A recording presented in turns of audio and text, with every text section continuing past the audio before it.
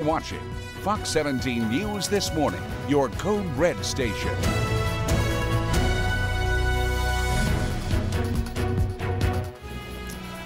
Happening now on Fox 17 News This Morning, a group of firefighters are in recovery. This is after a tire shop went up in flames. You've got details on what led to that fire up next. Plus, one man has died. This is after he was trying to help others there at the Percy Priest Lake. We've got the details on that. Plus, extremely dangerous tornadoes and storms swept through parts of the U.S. over the weekend. This morning, we've got an update on the recovery efforts and a lot more. Coming up, we are now hearing from the owner of Neptune Diving and Ski after she says that thousands of dollars worth of ski jackets were stolen. Forecast back home starting off dry, but by the end of today, our next round of thunderstorms moves in. The timing and how strong they could be in your Code Red forecast. All right, Greg, thank you. And thank you for joining us here on Fox 17 News this morning. A very busy Monday morning, April the 29th. I'm Justin McFarland. We do begin with breaking news as we're working to learn more about a crash that shut down the eastbound lanes of I-24. Happened overnight very close to Briley Parkway. Happened just before midnight, to be exact. Crews have been working throughout the night to try and get that body removed from the car, we understand. We are trying to also find out exactly what may have led up to this crash. We will continue to update you on this story as soon as we learn more. Also breaking this morning is the Metro Police Department is searching for suspects in a weekend murder. They say Francisco Amaz Rojas was found dead in the William Pitts Park over in Antioch. Happened around 8 a.m. on yesterday. Police say his red Ford pickup truck is missing from the scene. It's got a Tennessee license plate number of 450BKBB. If you have any information about his particular death or the location of that truck, you're asked to call Crime Stoppers 742-7463. We are also following new information this morning as the body of a man who went missing over on the Percy Priest Lake has now been recovered. Emergency crews pulled the body of 34-year-old Harold Tomlinson from the water yesterday morning. The Metro Police Department say that Tomlinson went into the water from his rented platoon boat on Saturday. Happened around 5:30 near Goose Island. They say he was trying to help another person in his group get away from drifting when the struggle began and he himself went under. Following other news this morning, Metro Police are still looking for the persons responsible for stealing nearly $50,000 worth of new ski jackets. This is our life jackets. These are from the Neptune Diving and Ski Company. This morning, for the first time, we are hearing from the owner of that shop. Fox 17 News' Karen Aguilar live to tell us exactly what she experienced and what police are saying is happening in this case. Good morning. The owner, Chris Salisbury, says that she's still in disbelief after watching surveillance video of two men leaving this storage facility behind me on Charlotte Pike with nearly 200 ski jackets worth thousands of dollars. This is the men right there on your screen. You can see a bearded man with a gray shirt and a green hat, and he appears to be smiling. The other man has a black shirt and an Aeropostale shirt on with a black hat, visibly taking a load of clothes. Again, Salisbury says it was nearly 200 ski jackets, and her family-owned business that has been around for nearly 5 decades has taken a major loss, and she's still trying to figure out how she'll be able to restock. Here's her reaction to the accused theft. I about threw up, literally. I mean, the storage people were with me and one of my employees, and they said I turned like as white as a ghost, and I literally thought I was going to throw up.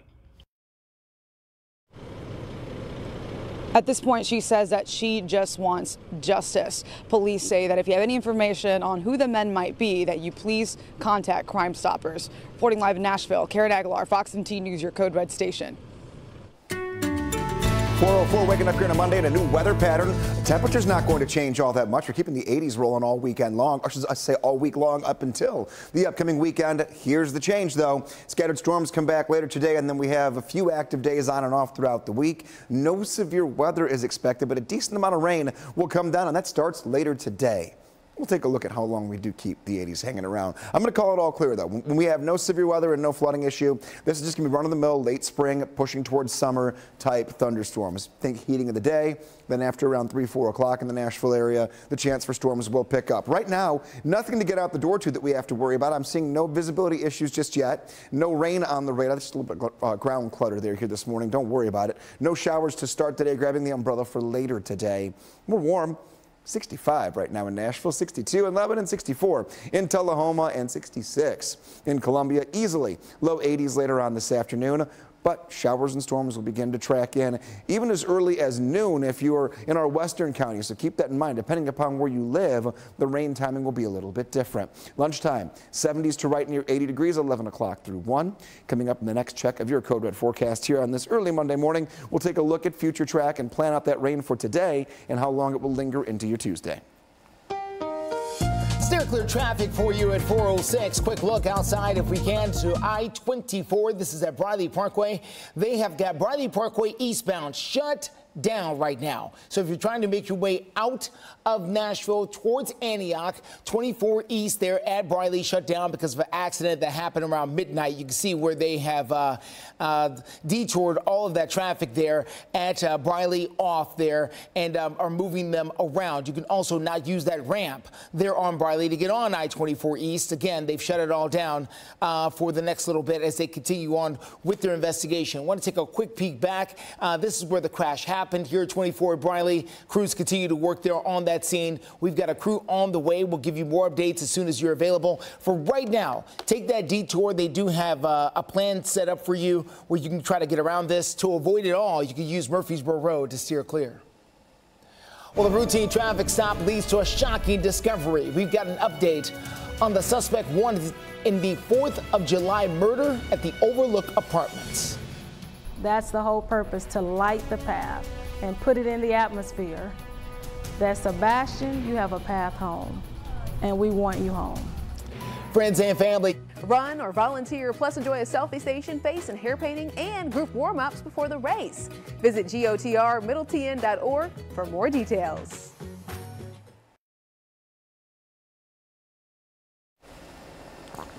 .409 is the time in Operation Crime and Justice. Clarksville police say that one man was killed in a shooting inside of the Smoothest Bar and Grill that's just off of Fort Campbell Boulevard this weekend. Now, when officers arrived, they say they found a man shot in the stomach.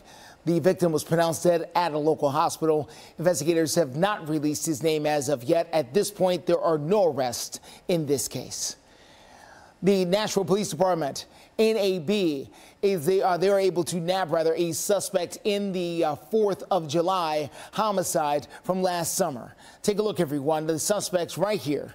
He is 21-year-old Kejon Jordan Cole.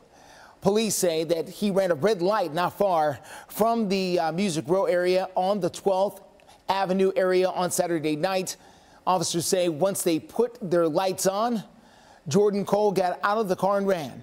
Police tracked him down soon after. Now, he is not being charged with criminal homicide in the shooting death of 27-year-old Christopher Harris at the Overlook apartment. 7 suspects altogether are facing charges. I believe he is now being charged with that particular arrest. It has been 2 months since 15-year-old Sebastian Rogers disappeared from his home in Sumner County. Now, we are showing you video of a candlelight vigil as the community came together to hold that vigil for Sebastian on Friday night. The bridge at Memorial Park in Hendersonville was lit up in green. That is his favorite color. They held a silent prayer for nearly 2 minutes and 26 seconds, symbolizing the date that he went missing back on February the 26th. The goal is to make sure that Sebastian's name gets around. I've talked to some of my neighbors who don't watch the news. They do not have social media, And we were a month in, and they didn't know that Sebastian was missing. So it is very important to just continue to get his name out. And the TBI says multiple large-scale searches have taken place within that area, along with state and federal law enforcement officers, including the FBI and even the Secret Service. Now, to date, there have been no reported sightings of Sebastian Rogers. His father has hired his very own private investigator and continues to search with volunteer groups on a regular basis to try and find his son. Of course, Fox 17 News will continue to provide coverage on this story and bring you the very latest as soon as we learn more. Coming up in your Cookeville forecast, we're waking up dry for right now. By the end of the day, some decent rainfall and the chance for thunderstorms tracks in when they arrive in your neighborhood coming your way. We continue to follow an interstate closure on I-24 near Briley Parkway on the south side of town. We've got the very latest on that coming up in a few. Will the third-party candidate, RFK Jr., take critical votes away from President Biden and former... Choose America's News now from the National Desk.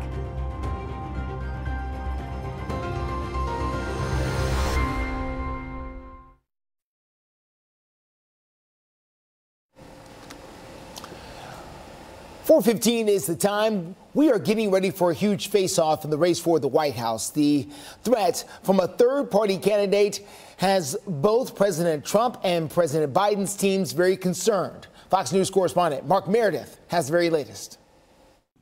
Robert F. Kennedy Jr.'s candidacy has become one of the biggest wildcards in this year's presidential race. He's generated a lot of attention and criticism from both major parties.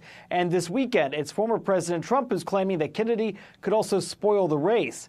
Kennedy, who's already picked a running mate, recently learned he's going to be on the ballot in the battleground state of Michigan. Trump will travel there to campaign later this week. Trump also posted on Truth Social, quote, "A vote for Jr. would essentially be a wasted protest vote that could swing either way, but would only swing against the Democrats if Republicans knew the true story about him." The latest Quinnipiac poll finds among voters, Kennedy would earn about 16% support compared to 37% for both Trump and President Biden. Democrats are watching Kennedy too. This month, Biden even campaigned with high-profile members of the Kennedy family. The candidate himself firing back in a statement attacking Biden, saying, "The DNC is treating me as if I am the president's big challenge, but his real problem is not me. His real problem is $4 milk, $4 gas, $6 a loaf of bread, and the fact that this generation of American kids are never going to own their own home." This week, Kennedy is expected to focus heavily on efforts to get on the ballot in New York State. His campaign already at work trying to collect at least 45,000 signatures. In Washington, Mark Meredith, Fox News. Steer clear traffic for you this morning. We need to follow this breaking news that we've got going on out of the Antioch area. This is going to be, all right, we'll get to that shot here in just a second. In the meantime, this is going to be I-24 at Briley Parkway there in that Antioch area. We do understand that authorities are on the scene after a severe crash overnight. Happened around midnight there at 24 Briley and has shut down the eastbound lanes as you try to make your way out of Nashville towards Antioch, towards the Smyrna and Laverne area. Again, the tow truck is there on the scene. Investigators are there right now. Let me show you another look at this particular area. This is going to be 24 Briley, where they're forcing all the traffic off. You can see where they're doing that right there, forcing all that traffic off onto Briley and moving it on to another area there. I believe we've got a crew there at the scene. If we do, we're going to provide that information. We will get that shot up for you coming up here in the next few minutes. In the meantime, we're going to suggest that you try to take Murfreesboro Pike as the best way to steer clear. 417, taking a look here, tracking the next weather maker that arrives later today into tomorrow. What can we expect and when does it get here? Well, just know that the morning looks fine. No problems there, no rain, no visibility issues, and temperatures are in the 60s across the board. So first half of the day, excellent. However, this afternoon toward the evening, overnight, and then into the first half of your Tuesday, next chance for a few scattered rain showers in the forecast, even a few rumbles of thunder. Not finding any sign of severe weather, but definitely could get some heavy rain at times, starting as early as noon, 1 p.m. in our western counties. Still dry in Nashville. Between 3 o'clock and 5 o'clock, we'll watch this band move its way toward the I-65 corridor north, south, all the way from state line to state line. Keep that in mind. And the reds and the oranges telling us that, yes, there will be a few decent downpours and some some rumbles of thunder. This will continue throughout the evening, and more steady rainfall on and off in pockets throughout the overnight. 5 a.m. early on your Tuesday, not nearly as active, but still a few showers to wake up to, and then we'll dry out late in the day and stay dry on Wednesday. So about a 24-hour time period here of some decent rain that moves in and tracks directly out. Can't stress enough, though, no severe weather is in the cards for us. This could, though, be an issue for after-school outdoor sports, because if we have any lightning, we know how that goes. They have their protocols. They have to, delay games, potentially cancel if we do get enough thunder and lightning. The time frame of when these storms move into Nashville, hopefully get them out of here quickly enough before we get to 5 o'clock. But we're kind of right in that sweet spot to where a few thunderstorms could linger into the evening hours. So keep that in mind. 83 degrees today, 80 degrees tomorrow. We'll keep the 80 streak going all the way through this week into the upcoming weekend. Nighttime temperatures are good. It's just tracking a little rain here today and tomorrow, and another batch leading into the weekend. Just like the movie state, it was like just a freight train. The noise was so loud. I'm not too afraid to admit it. I was crying like a baby. It was just the scariest feeling in the world. We're thankful to be alive. Boy, boy, boy, powerful storms, including several tornadoes, swept across the mid part of the country, happened over the weekend, and we're seeing some of those images here this morning, Greg. And I mean, this was a violent outbreak here. It happened 2 days ago, going through the Midwest. If you were watching anything social media or news related, look at this. You heard or you saw something about it. And the Elkhorn neighborhood of Omaha, Nebraska, look at your screen. Yeah. Look at that. That is a massive tornado on the ground here. But yes, in Omaha, Nebraska, hardest hit. Homes leveled, wind gusts up to 135 miles per hour. In areas in Oklahoma and Texas, they're being monitored right now. We do have confirmation that several people have lost their lives from this. This is not moving in our direction, but again, look at your screen. This is what they had to deal with just 2 days ago over the weekend. Thousands of people still without power this morning. They are asking for federal help to try and rebuild because of that. Just awful situations there. Not only just for people living everyday life, but people having unforgettable days for their life there. Listen to this. A Nebraska couple did not let the tornado cancel their wedding plans. Greg's got a wedding coming up here, so here's the lesson here, Greg. I'm telling you. Jessica and Austin Bracker got married on Saturday. This happened in Waterloo, Nebraska. And you think that this might slow some people down. When the tornado tore through the town ahead of their wedding, well, they just said, you know what? Venue has no power, but we're going to go ahead with our plans anyway. We're not going to let this ruin our day. So they moved their entire setup indoors, and they said all the guests rolled in, and they just rolled with the punches. They just dealt with what they had to celebrate the moment. The couple said overall the day was perfect, and they still had a great time. Now, that's positivity persevering right there. It certainly is. So congratulations to that couple. And again, we're also continuing to watch the recovery efforts happening there in the Midwest. Well, the United States government is taking another step to try and mitigate the potential dangers of artificial intelligence. The Department of Homeland Security announced the establishment of an AI safety panel. The Artificial Intelligence Safety and Security Board includes 22 members. Leaders from big tech companies like OpenAI, Google, and Microsoft are all on the list. According to the Department of Homeland Security, the collection of experts will make recommendations on how to protect the country's critical services from AI-based attacks. They will also provide guidance on how to safely deploy AI in various fields. Well, strike avoided. We've got the very latest from a group of Tennessee auto workers who are able to make a deal just in time. And looking ahead to tomorrow, the Nashville Sounds will be back in action. Taken advantage of. But will these measures infringe on your rights? We will hold you accountable. You will not get away with it, and our communities will be safe. Fox 17 News investigates Monday at 9.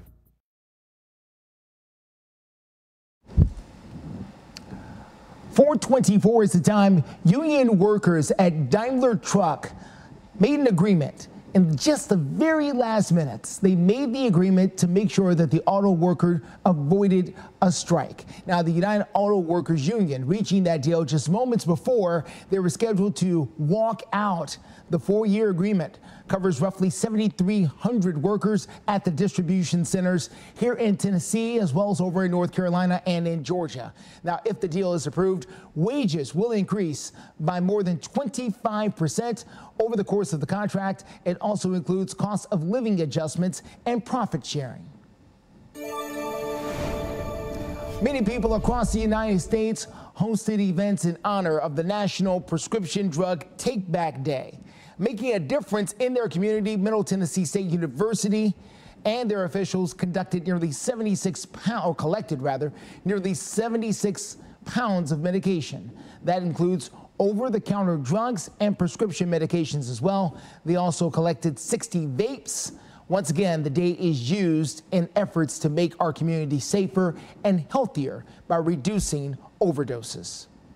Well, you can get the latest news right at your fingertips. Always be in the know by downloading our free app. You can get that particular app by scanning the QR code right on your screen with your phone. Just open up the camera, scan that QR code. It will take you where you need to go to get the latest information from Fox 17 News. 426, quick check of your weather here on your Monday morning, waking up in the 60s by the afternoon. 83 degrees, storms later today starting right along our western counties. So our western tier of counties right around noon, getting toward Nashville between 3 and 5, and then lingering into the overnight. Very breezy too, wind speed up near 25 miles per hour later on this afternoon. You want a weekend sneak peek? You actually want to look, because this is going to be a weekend that is fairly active. A few scattered storms on Saturday and a few more of them early on your Sunday. We're going to have temperatures right near 80 degrees, not a washout. We do stay warm. However, that forecast bringing in a few storms. We'll have to watch out for any signs of potentially stronger storms the closer we get to the upcoming weekend. Steer clear traffic at 427. Here's a quick look here at I-24 at Bradley Parkway. This is where we've had a very serious crash. It has shut down the interstate overnight. This is going to affect all traffic leaving Nashville going towards Antioch. They are moving you off of the interstate right at Bradley Parkway. Let me show you where that's happening. All the trucks, all the cars, all the everything that's going to be, again, leaving Nashville going towards Antioch, towards Laverne, towards Rutherford County. That's who I'm talking to. If you're coming into town from those places, you're doing okay. All those lanes are open. This is only affecting those heading east on I-24. See all the trucks, everything else, forcing them off at Bradley Parkway. You could try to use Murfreesboro Pike as the best way to steer clear until they get all lanes reopened. We do have a crew at the scene working to get more information about exactly when this crash will finally be cleared. But as you can see, Metro Police in the middle of a very serious investigation after that crash that happened around midnight. Well, take a look at this. A very young driver is stopped by a Millersville police officer. But this is not your typical traffic stop. George Jarrett says he was out with his grandson, Ian, in the parking lot of the Ridge Apartments when Ian drove his toy car for a spin. Now, the Millersville police officer was able to make a stop and flipped on his lights to give Ian a little bit of a thrill and a chance to take some pictures.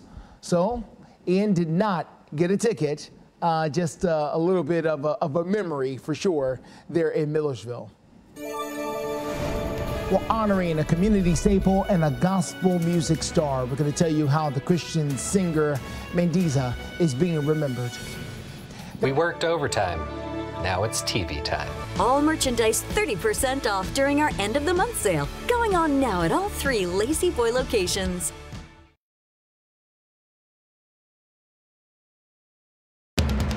You're watching Fox 17 News This Morning, your Code Red station.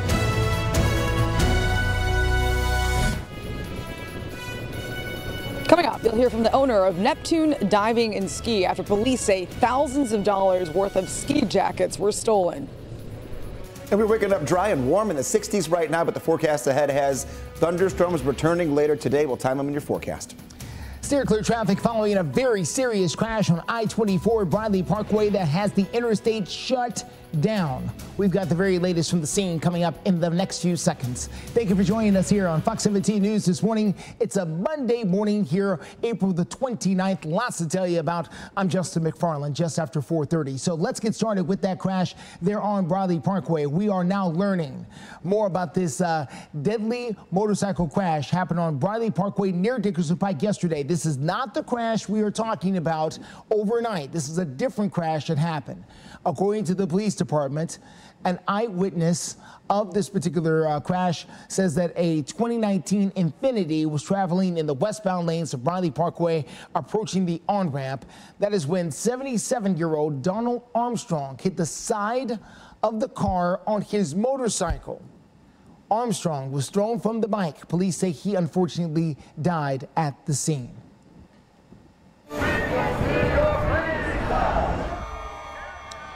Well, over the weekend, dozens of union nurses from across the country marched in downtown Nashville. They were protesting outside of the Frist Art Museum. They're calling for improvements at HCA hospitals. Now, HCA was co-founded here in Nashville by Dr. Thomas Frist. The union nurses are currently in contract negotiations with HCA. This year, they say they are pushing for safer staffing, less cuts to units and services, and responsible use of artificial intelligence in hospitals.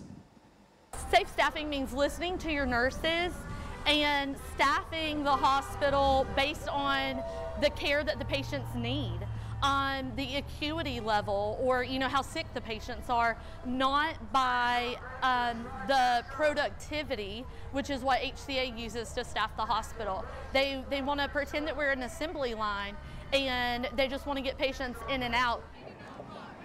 HCA Healthcare has 184 hospitals and 2,000 other centers nationwide with 94,000 registered nurses. The Frist family is a major shareholder in HCA, one of the largest for-profit healthcare companies in the nation. And of course, their corporate headquarters is located here in Nashville. Fox 17 News reached out to HCA for comment on the nurses' demands, but so far we have not heard back. Metro Police are still looking for the people responsible who are accused of stealing nearly $50,000 in ski jackets. This all happened from the Neptune Diving and Ski Shop here in Nashville. This morning, we are hearing from the owner. Fox 17 News' Karen Aguilar joins us live to explain what they are saying this morning. Karen? Good morning, Justin. The owner, Chris Salisbury, says that she almost threw up after finding out that her business's ski jackets were stolen from a storage unit that was inside of this place behind me on Charlotte Pike. Surveillance video captured the whole thing on camera, and police released these pics of the men. You can see a bearded man with a gray shirt and a green hat. He appears to be smiling. The other man has a black Aeropostale shirt on with a black hat. Salisbury says they broke in the storage unit and loaded about 150 ski jackets in dollies before rolling them out. She says her family-owned business has taken a major loss, and she's still trying to figure out how she'll be able to restock. Police say this happened last month, but Salisbury is still in disbelief. Who's going to steal 150 winter coats, ski coats? What are you going to do? Where are you going to fence them? I mean, it's very niche. I mean, why would you? They won't buy hundreds of storage units to get to ours. Police say if you have any information on the suspects, to please contact Crime Stoppers. They say there is a reward. Reporting live in Nashville, Karen Aguilar, Fox 17 News, your Code Red station. Looking at the forecast here at 4:35 here on your Monday morning, and we'll just give you the big broad strokes right now, and then we'll put it all together for you in a few minutes. One, you're going to see a lot of things here on the radar if you open up your phone. No rain for us this morning. Showers didn't arrive in Middle Tennessee until we get to late morning, early afternoon, getting closer to the Nashville area, middle of the afternoon. We're all clear there could be a few rumbles of thunder with this and some pockets of heavy rain. We're going to break it all down for you as far as the timeline goes. Just know we're warm and we're dry for right now. We're relatively clear at 65 degrees. Taking a look, sneak peek at your 7-day forecast. I'm not going to hide it from you. 83 degrees this afternoon, 80 tomorrow, 86, then 88. Thursday could be our first 90-degree day of the year. We'll keep our eyes on that, but also really hone in on that timing of rain for today into tomorrow. And then next, look at your forecast. Ooh, all right. Thank you, Greg. Let's take a look at your steer clear traffic out there. Very quickly, we are following the crash happening there in the South Nashville, Antioch area. That's I-24 Bradley Parkway. All lanes of I-24 eastbound are shut down right now because of this crash. It happened around midnight. The tow trucks are now in that area to try and remove the debris from this very serious crash. In the meantime, what they've done is diverted all traffic of I-24 east, so coming out of Nashville, going towards Antioch is what we're talking about. All traffic, every car, every truck, everything being forced off at Bradley Parkway. You can try to take Murfreesboro Pike as the best way to steer clear. remembering the very talented Mendiza as friends and family poured into the Brentwood Baptist Church on Saturday for a celebration of life for the Nashville Christian singer who passed away last week. Mendiza won the Grammy for Best Contemporary Christian Music Album in 2014 for her album Overcomer. She was also a graduate of Fisk University and a member of the Fisk Jubilee Singers. Mendiza's college roommate spoke at the service about her unwavering commitment to serving the Lord. Mendiza Lynn Hundley was 47 years old. Communities in the Midwest picking up the pieces after several rounds of attorney demanding answers. Now the DA is looking into the case again. Fox 17 News alerts, empowers, protects. Over many parts of the weekend, several communities there in Oklahoma are beginning a very long cleanup process. Let's show you some of that video. This is after the deadly tornado swept through the state. At least 4 people were killed over the weekend, including 1 child. In towns like Sulphur and Marietta, this is in Oklahoma, many businesses and homes are now mangled piles of steel, brick, wood, and drywall. The Oklahoma governor, Kevin Stilt, issued a state of emergency in 12 different counties there in Oklahoma. The damage is massive and widespread. Let's get to Greg with a look at our local forecast. Yeah, looking here back home, we're talking about some thunderstorms later today, but nothing like you just saw on your screen. We don't have any indicators for severe weather at any point this week, but there will be a few rounds of rain and storms that do move in. Right now, we're clear. We have temperatures right side of your screen that are in the 60s to kick off this morning. It's not a bad place to be, but you can see every day of the week except for Wednesday, there's a chance to see some rain somewhere on the radar. Not all of us getting rain every single day, but there will be activity on the radar. We have to kind of watch and pinpoint who gets what day. Here's how we shake out today. Morning starts off pretty good. Here's 1 p.m. Band of rain starts to move into our western counties. And this will include a few thunderstorms with it and some decently heavy rainfall. Here's 2 p.m. going 3 to 4, 5, and 6 o'clock. You can see how it breaks up a little bit. Not as much orange and red, meaning we'll still have a few storms, but the storm potential getting through Nashville weakens everything as it moves through. This pulls toward the Cumberland Plateau right around sunset through the first half of the overnight, and then a few more isolated rain showers and maybe even a few more claps of thunder overnight. We'll dry out the second half of your Thursday.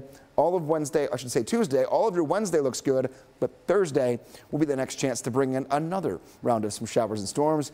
Can't stress enough that if we have outdoor events of any way, shape, or form, including outdoor after-school sports, got to watch the radar carefully. Cannot necessarily say that there will not be some lightning that's pinpointing different spots all across the radar here for us this evening as game times are kicking off. Just keep that in the back of your mind. Steer clear traffic out there for you. Let's take a good look here at I-24 Bradley Parkway in the south side of town.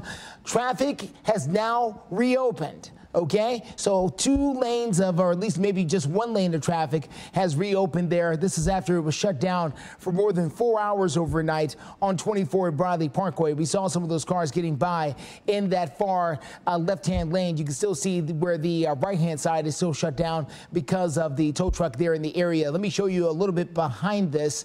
This is going to be here at 24 Bradley. A few moments ago, this entire area was shut down because of that very serious crash. They have since reopened the lanes there, so you are going to be able to get by there. We should see traffic resuming here coming up in the next few seconds if they haven't stopped it somewhere between the camera we showed you and this one. But there's that traffic. Yeah, you can see it. They're moving. That's regular traffic. They're moving in the far left-hand lane, so you can't get by. We are still trying to get more details about this crash, and we'll provide those details as soon as we get them on Fox 17 News this morning. Well, coming up, we're going to introduce you to the newest members of the Tennessee Titans as they had their names called in the NFL draft. Plus, is this truly the end of TikTok? The president of the United States signed a bill, and we're going to tell you. You can talk to me if you're feeling sad. Whenever you need to talk, I'm here, okay?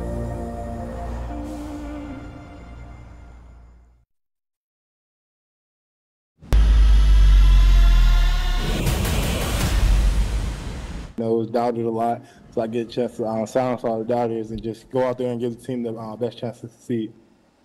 Well, you can tell by the big smile and the grills that J.C. Latham is excited to be a Tennessee Titan.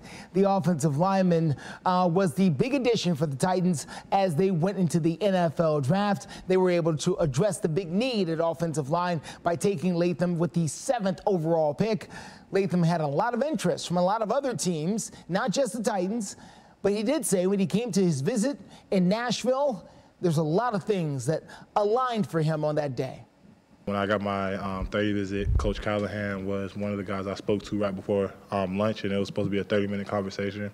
Ended up being a 2-hour conversation, just, picking each other's brains, figuring out the background of where, we both came from, watching film, going over technique, just, talking about a whole bunch of things. So, the chemistry was definitely there. Really enjoyed it. It was a really special day for me also. It did the eclipse, so, it was just a lot of things I was aligning that day when I came here.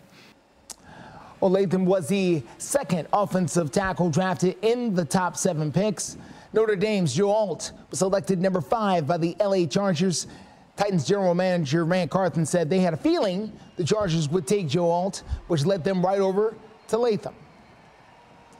So before the Titans drafted J.C. Latham, they had 5 players on their roster at tackle. You can see them all listed right there, from Nicholas Petit-Fier to Jalen Duncan to Jalen Raylis to Leroy Watson. Okay, so all of the Titans there on that roster. Latham is expected to start at left tackle, but it also gives them options on both sides as the Titans continue to add offensive line depth to the team as well.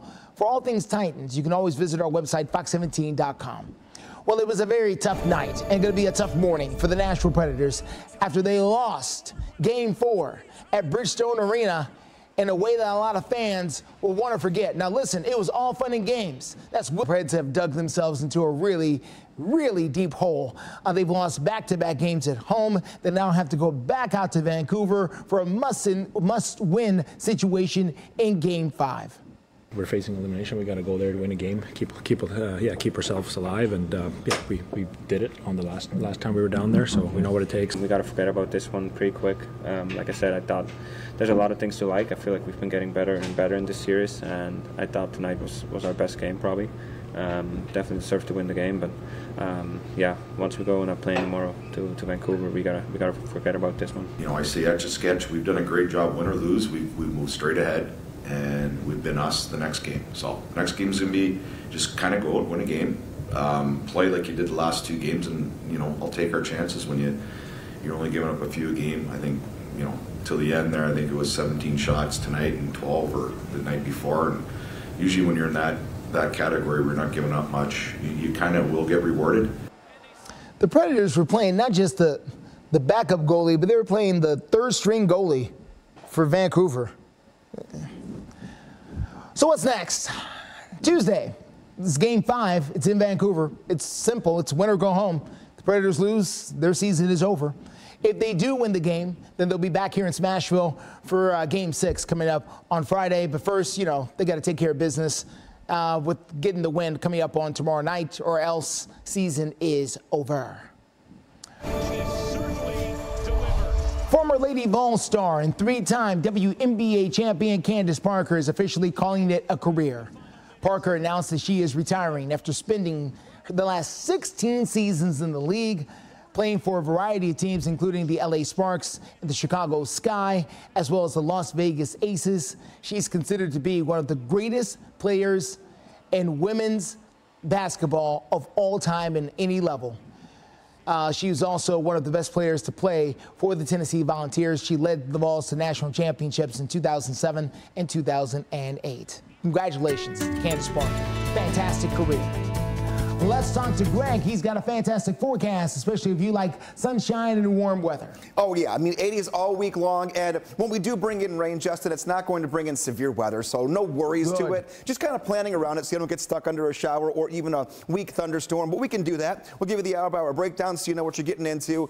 But it is a very carefree week when it comes to dangerous weather. Right now, we're already in the 60s. We're 65 in Nashville, 63 in Lewisburg and Tullahoma. Also holding on to the 60s across the board. One more 63 in Lawrenceburg. Where do we go? We add about 20 degrees to this later on this afternoon. What does the weather mean this morning for getting up and getting out the door? We're dry and breezy.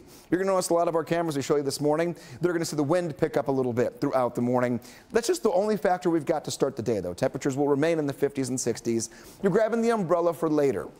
This morning, we'll get more sun than anything else. This afternoon, showers and storms begin to move in. So we're green light for now, but the caution comes in for the drive home that could be a little bit slower for you.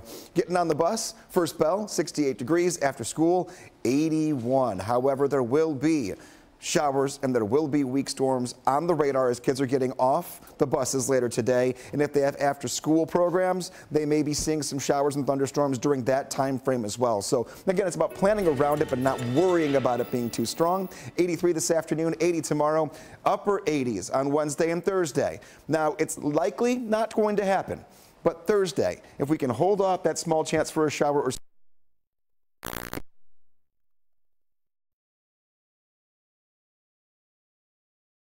clear traffic at 451. Quick look here at what we're dealing with here at I-24 Bradley Parkway. Earlier in the night, all lanes of 24 East going into, or excuse me, out of Nashville towards Antioch were shut down because of a crash. Thankfully, it would seem that the interstate has since reopened there. You can't get by as they are letting traffic through. Still a very serious crash happened around midnight. Investigators were on the scene all night long. We're still trying to get more details about it. As soon as we do, we'll share them with you. But again, the good news is traffic has reopened there on the interstate and is flowing as about as normal as it can be given the circumstances. Well, cleanup is underway across parts of the Midwest as a spring storm spawned dozens of tornadoes. We're getting a closer look at the damage. Thank you for waking up with us each and every morning right here on Fox 17 News this morning. We're your only local news source taking care of. Our Crisis in the Classroom series digs deeper to help bridge the gap and find solutions. Watch Crisis in the Classroom only on Fox 17 News.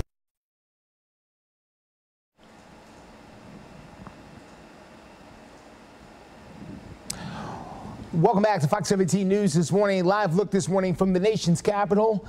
This is where, of course, we are continuing to follow the bill that could stop the use of TikTok in the United States if that does indeed pass. Now, the president has signed that bill to try and force TikTok to divest its Chinese ownership there. ByteDance is the Chinese ownership, says they are not selling. The company owners are now calling the legislation unconstitutional. They're promising to take the whole thing to court. Well, now is your chance to play the Mother's Day Mania and win some extra money for your mom or perhaps someone other in your life or your loved one. What you want to do right now is pull out your phone and scan the QR code for your chance to win a $100 prepaid debit card. If you get the question right, you could win a daily $100 prize. Of course, the daily prize winners will also be eligible for their chance to win a $5,000 weekly drawing. Again, just scan that QR code to get to the Mother's Day Mania question of the day, and you don't have to be a mom to win it. Well, we are getting a closer look at some of the damage left behind by a series of tornadoes that took place over the weekend. You can see some of the damages here on these images as you're looking at an entire subdivision essentially destroyed by that tornado. This is the damage there in Elkhorn, Nebraska. You can see the buildings were completely flattened when that storm went sweeping through on Friday. The Friday alone saw 78 tornadoes reported, mostly in places like Nebraska and in Iowa. And the forecast here finally clearing out for them for a couple of days, thankfully, because boy, do they need it. And for us, we're getting a little more active, but we're not bringing in any severe weather. However, we're going to have some inconveniences here, just depending upon what you're trying to do and the time of the day you're trying to get outside. Today, can you mow? You can until the rain moves in. So you basically have a little window here this morning and early afternoon, depending upon how far east you live into Middle Tennessee. Tomorrow, likely not. We're going to get a good inch of rain today into tonight. So we're going to have wet grass. We're going to have all of that going on tomorrow. Wednesday, I would say, by the end of the day, we likely do dry out enough to where we could be okay.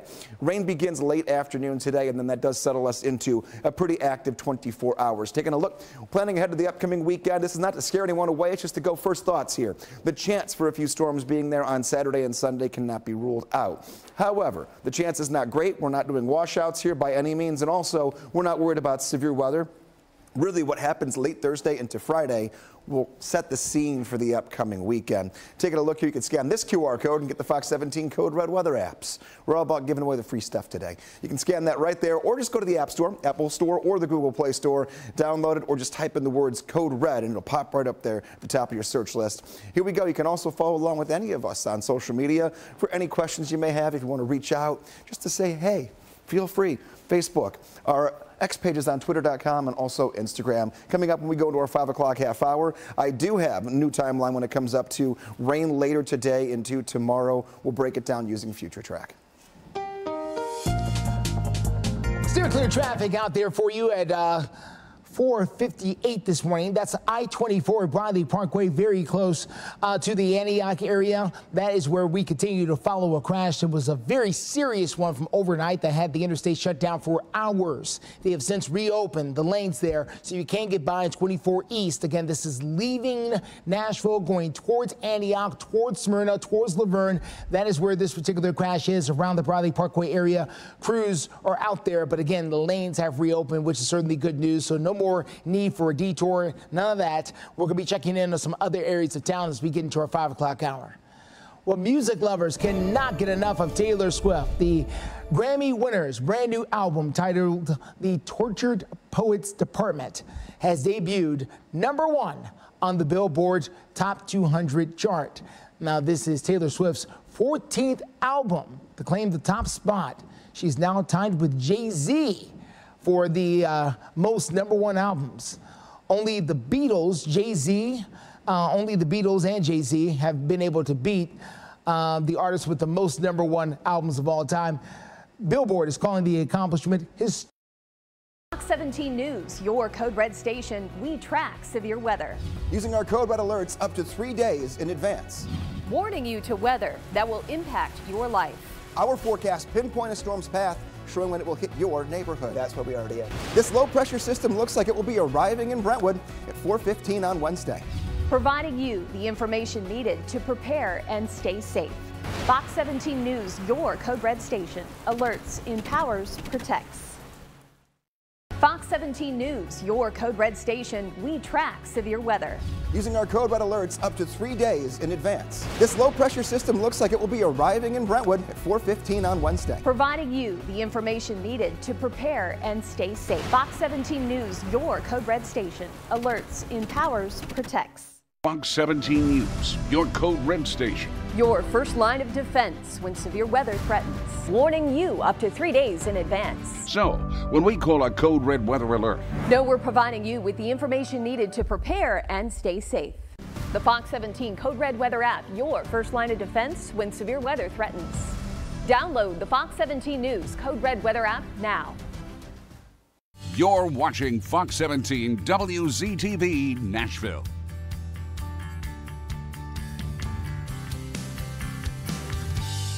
You're watching Fox 17 WZTV Nashville.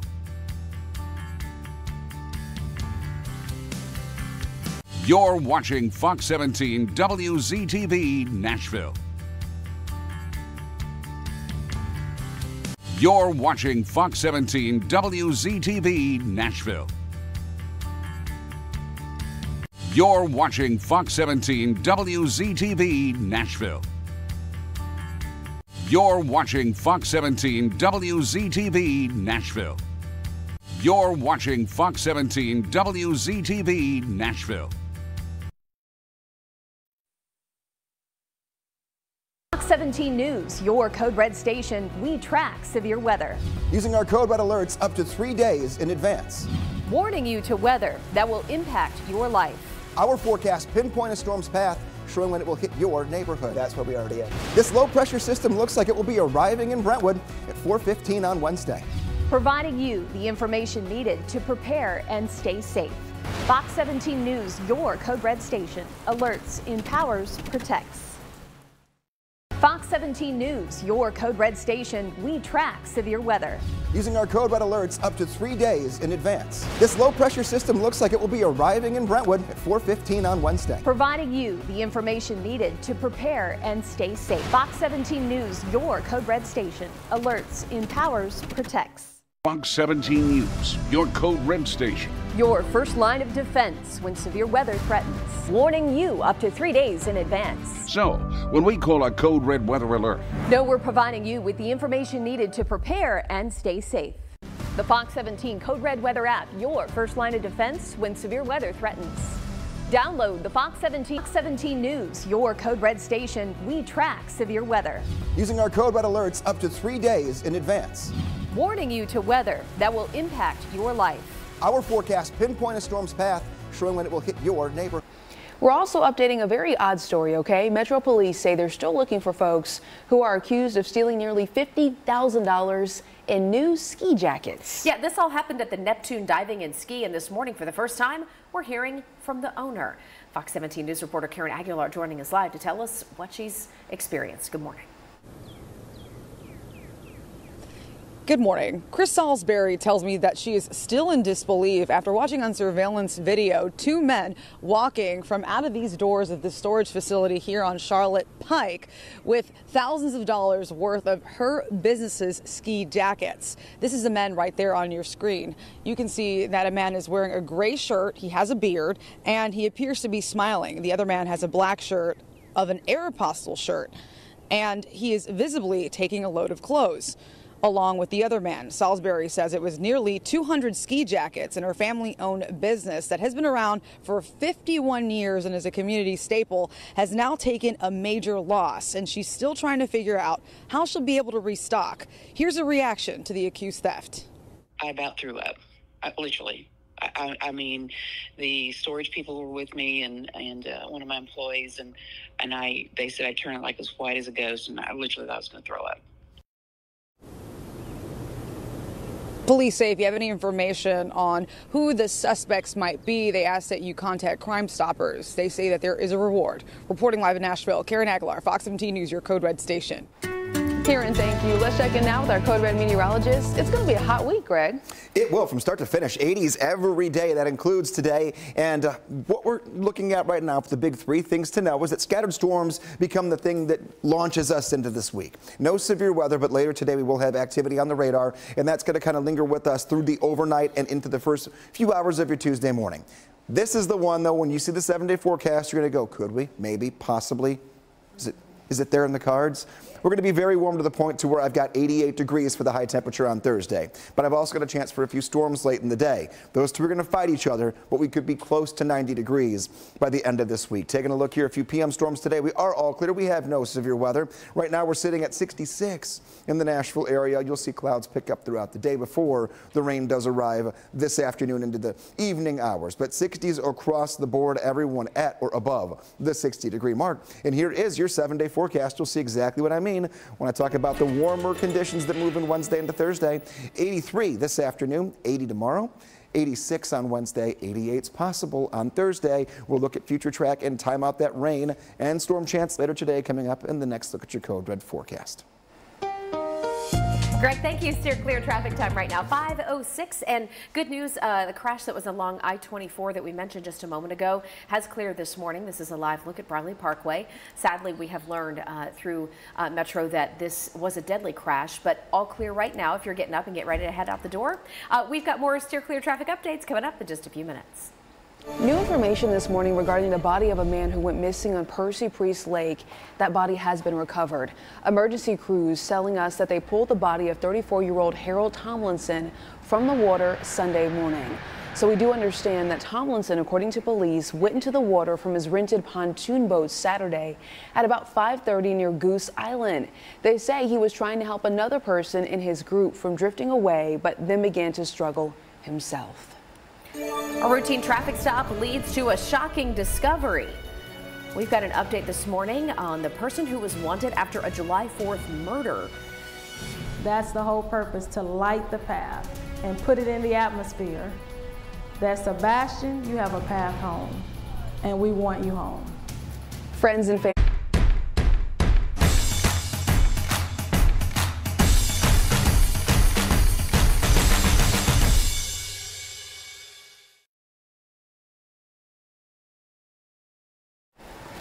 Good morning. Welcome back to Fox 17 News this morning. 5:09 is your time.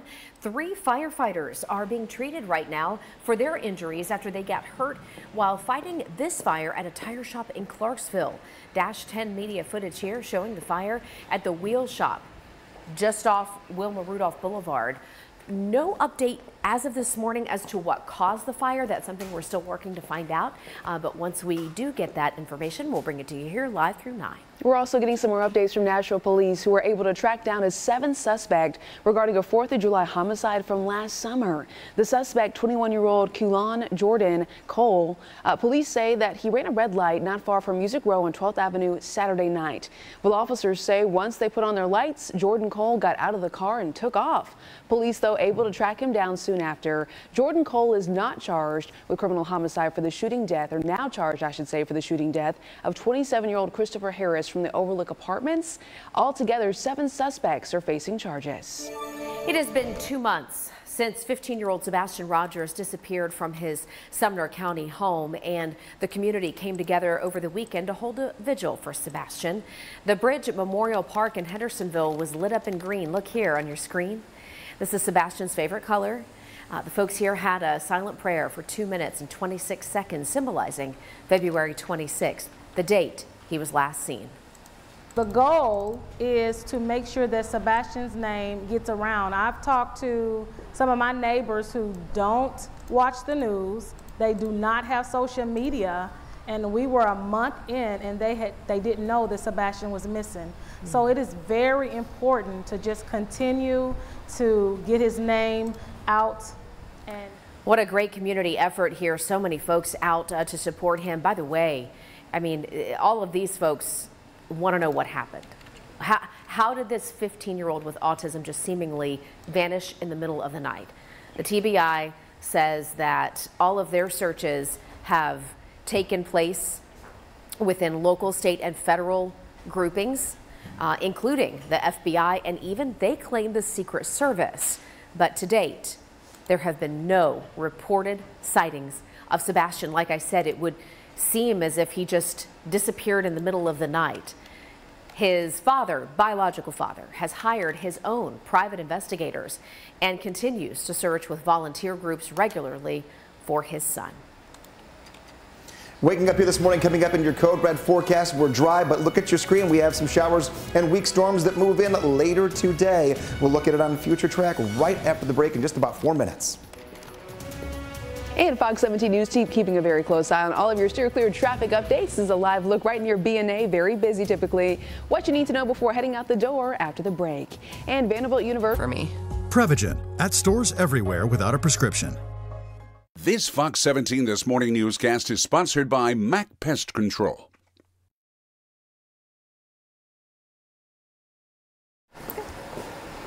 We remain diligent and steadfast in our convictions and will not be intimidated by the university's disturbing threat to our lives.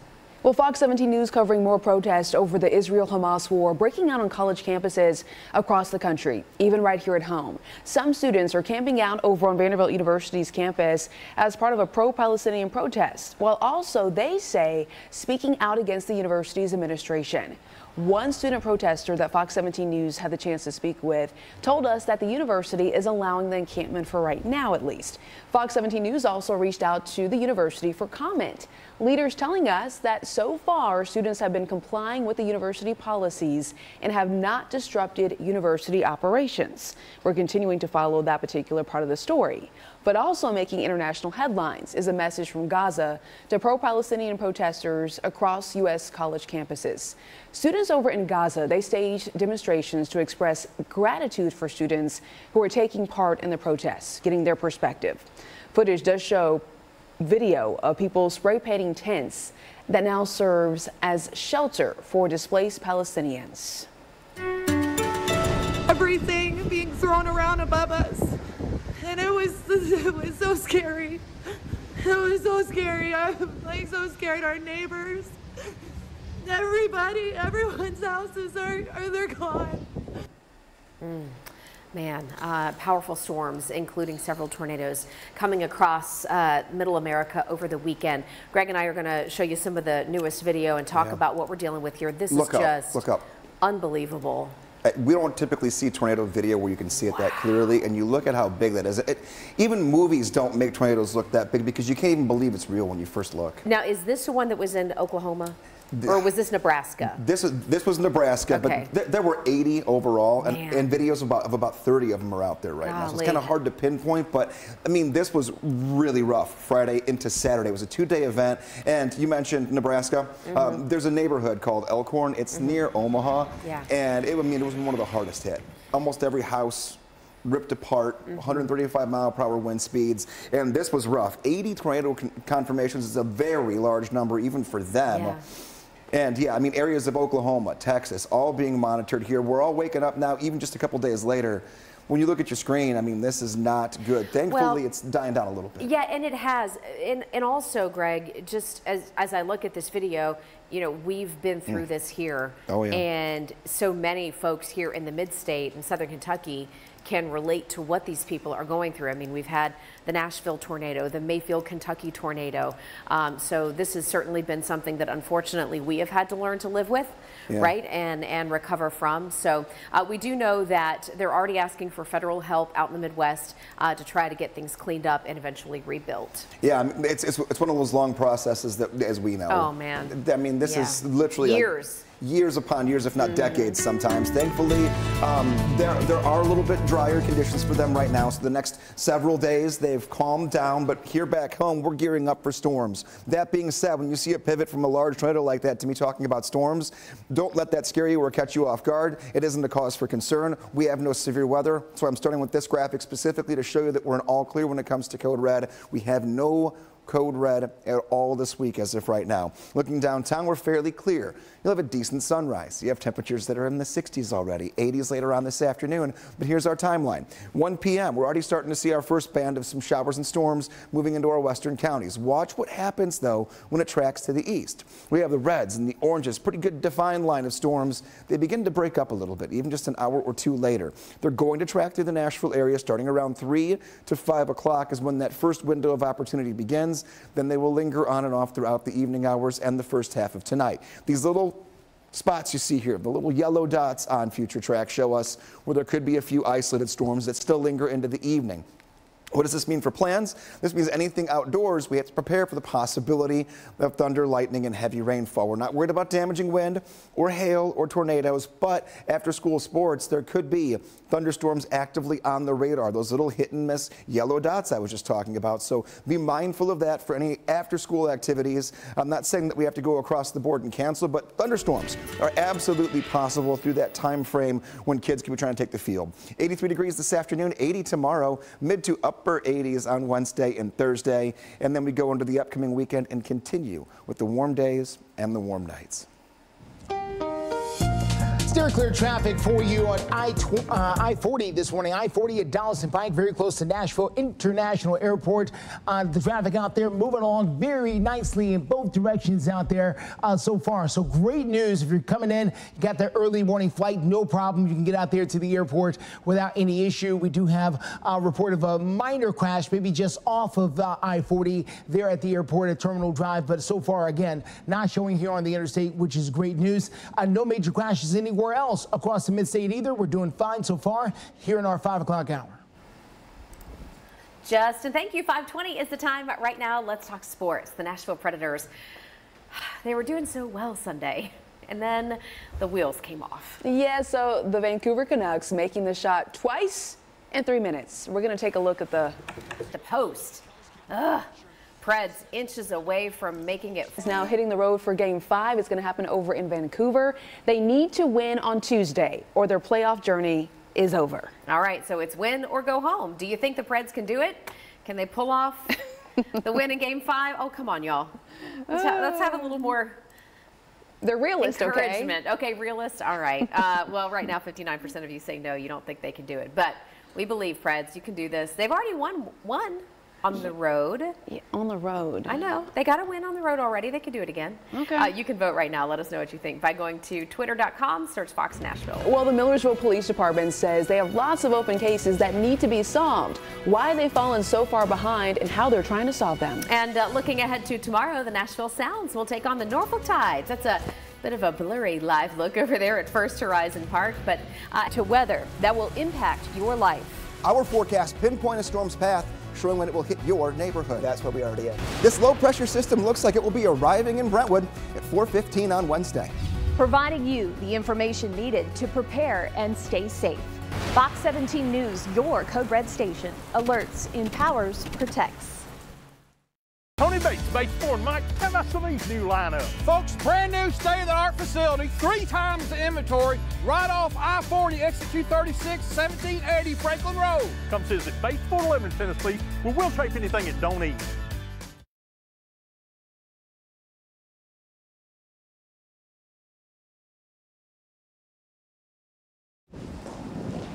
.524 is the time. The Millersville Police Department is in the middle of lots of changes. The department says they've had to hire lots of new officers in recent months. They are now almost fully staffed, they say, which is good news. It should try to help them solve a number of cases that are still open, and some of them have been open for years, according to the police chief. We have 2 full-time detectives now, which we in the past only had 1.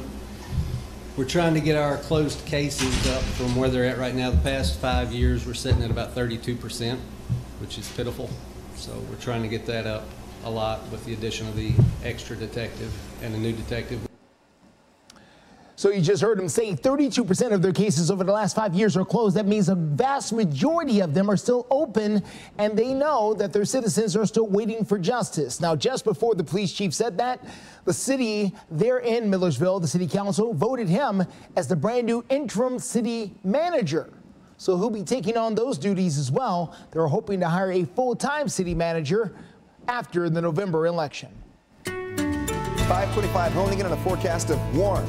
That's nighttime temps and afternoons. However, this time of the year, when you stay that warm for that long, it's very easy to spark a few storms. So a few storms do move in for us the second half of today. This morning looks fine, but we will have a sunset of 7:33 that will be fairly overcast, a little windy, and there will still be some activity on the radar. And that's going to continue on and off. The one guaranteed dry day we have right now is Wednesday, but there will be halves of each day that end up staying dry. So the first half of today, second half of tomorrow. Upcoming weekend, first thoughts, the chance for a few storms are going to be there. This is by no means set in stone. Whatever happens Thursday into Friday will greatly dictate the upcoming weekend.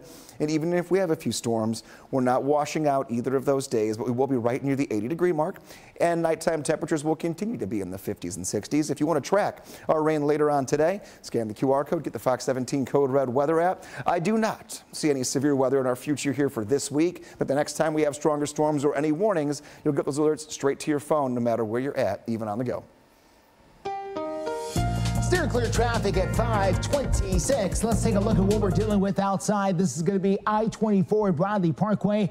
This is where we had that deadly crash that took place overnight around midnight. Crews were able to get there, do their investigation. The interstate was shut down for several hours, but they were able to get it reopened. So all lanes of traffic are now moving out there just fine.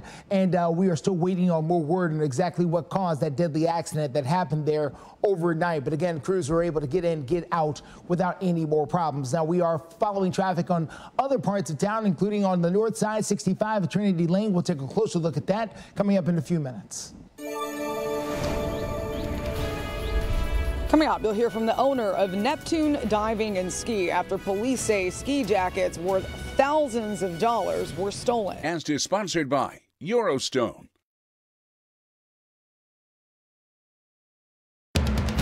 You're watching Fox 17 News This Morning, your Code Red station. Good morning. Just about 5:30 right now. Family and community members gathering to honor Christian music singer Mandisa. We'll tell you how they did that. Waking up this morning too, not much to worry about. Honestly, a pretty good looking sunrise. We're in the 60s, but I am tracking our next weather maker that comes in the form of showers and storms. It arrives today. I'll time it for you. Steer clear traffic takes us to the north side, 65 at Trinity Lane, doing just fine up there. We're going to tell you about the latest drive times coming up in a few. A lot to get to, but first, thank you so much for joining us here on a Monday morning for Fox 17 News. I'm Erica Glover. And I'm Jennifer Waddell. Let's get straight to a story that is developing right now. We're learning more about a deadly motorcycle crash that happened on Briley Parkway near Dickerson Pike just yesterday. Investigators say the driver of a 2019 Infiniti was heading westbound on Briley Parkway and approaching the on-ramp when 77-year-old Donald Armstrong hit the side of the car on his motorcycle. Armstrong thrown from the bike. Police say that he died right there at the scene. As we get more details, we'll be bringing them to you live through 9. In Operation Crime and Justice, though, Clarksville police say one man was killed in a shooting that happened inside the Smooth's Bar and Grill. That's right off of Fort Campbell Boulevard. It happened over the weekend. Yeah, when officers got there, they tell us that they found a man who had been shot in the stomach.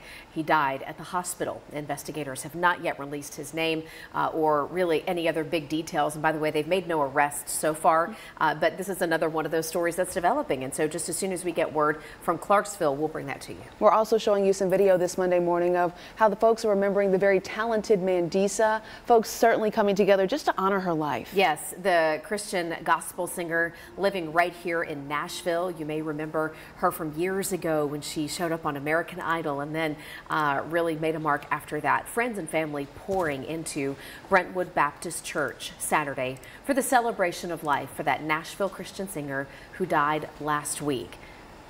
Mandisa won the Grammy for Best Contemporary Christian Music Album in 2014 for her album that was titled Overcomer. She was a graduate of Fisk University and a member of the Fisk Jubilee Singers. Mandisa Lynn Hudley was 47 years old. 5:32 is the time right now on this Monday. Greg, good morning to you. Good morning. Did you have a good weekend? Yes, I had a great weekend. I hope you did too. And I hope everyone out there found some way to get outside and enjoy it, because now we're kind of getting back to Nashville. What I mean by that is, yeah, it'll be nice and warm, but now we have to worry almost daily about showers and storms that return. This is always the pivotal thing we look for, though. Do we have any severe weather? We don't have any signs of it. So you're going to see thunderstorms in the 7-day forecast. Multiple days worth of them. There's no day that we're really concerned about at this time, which is good. How long do we stay warm is the real question.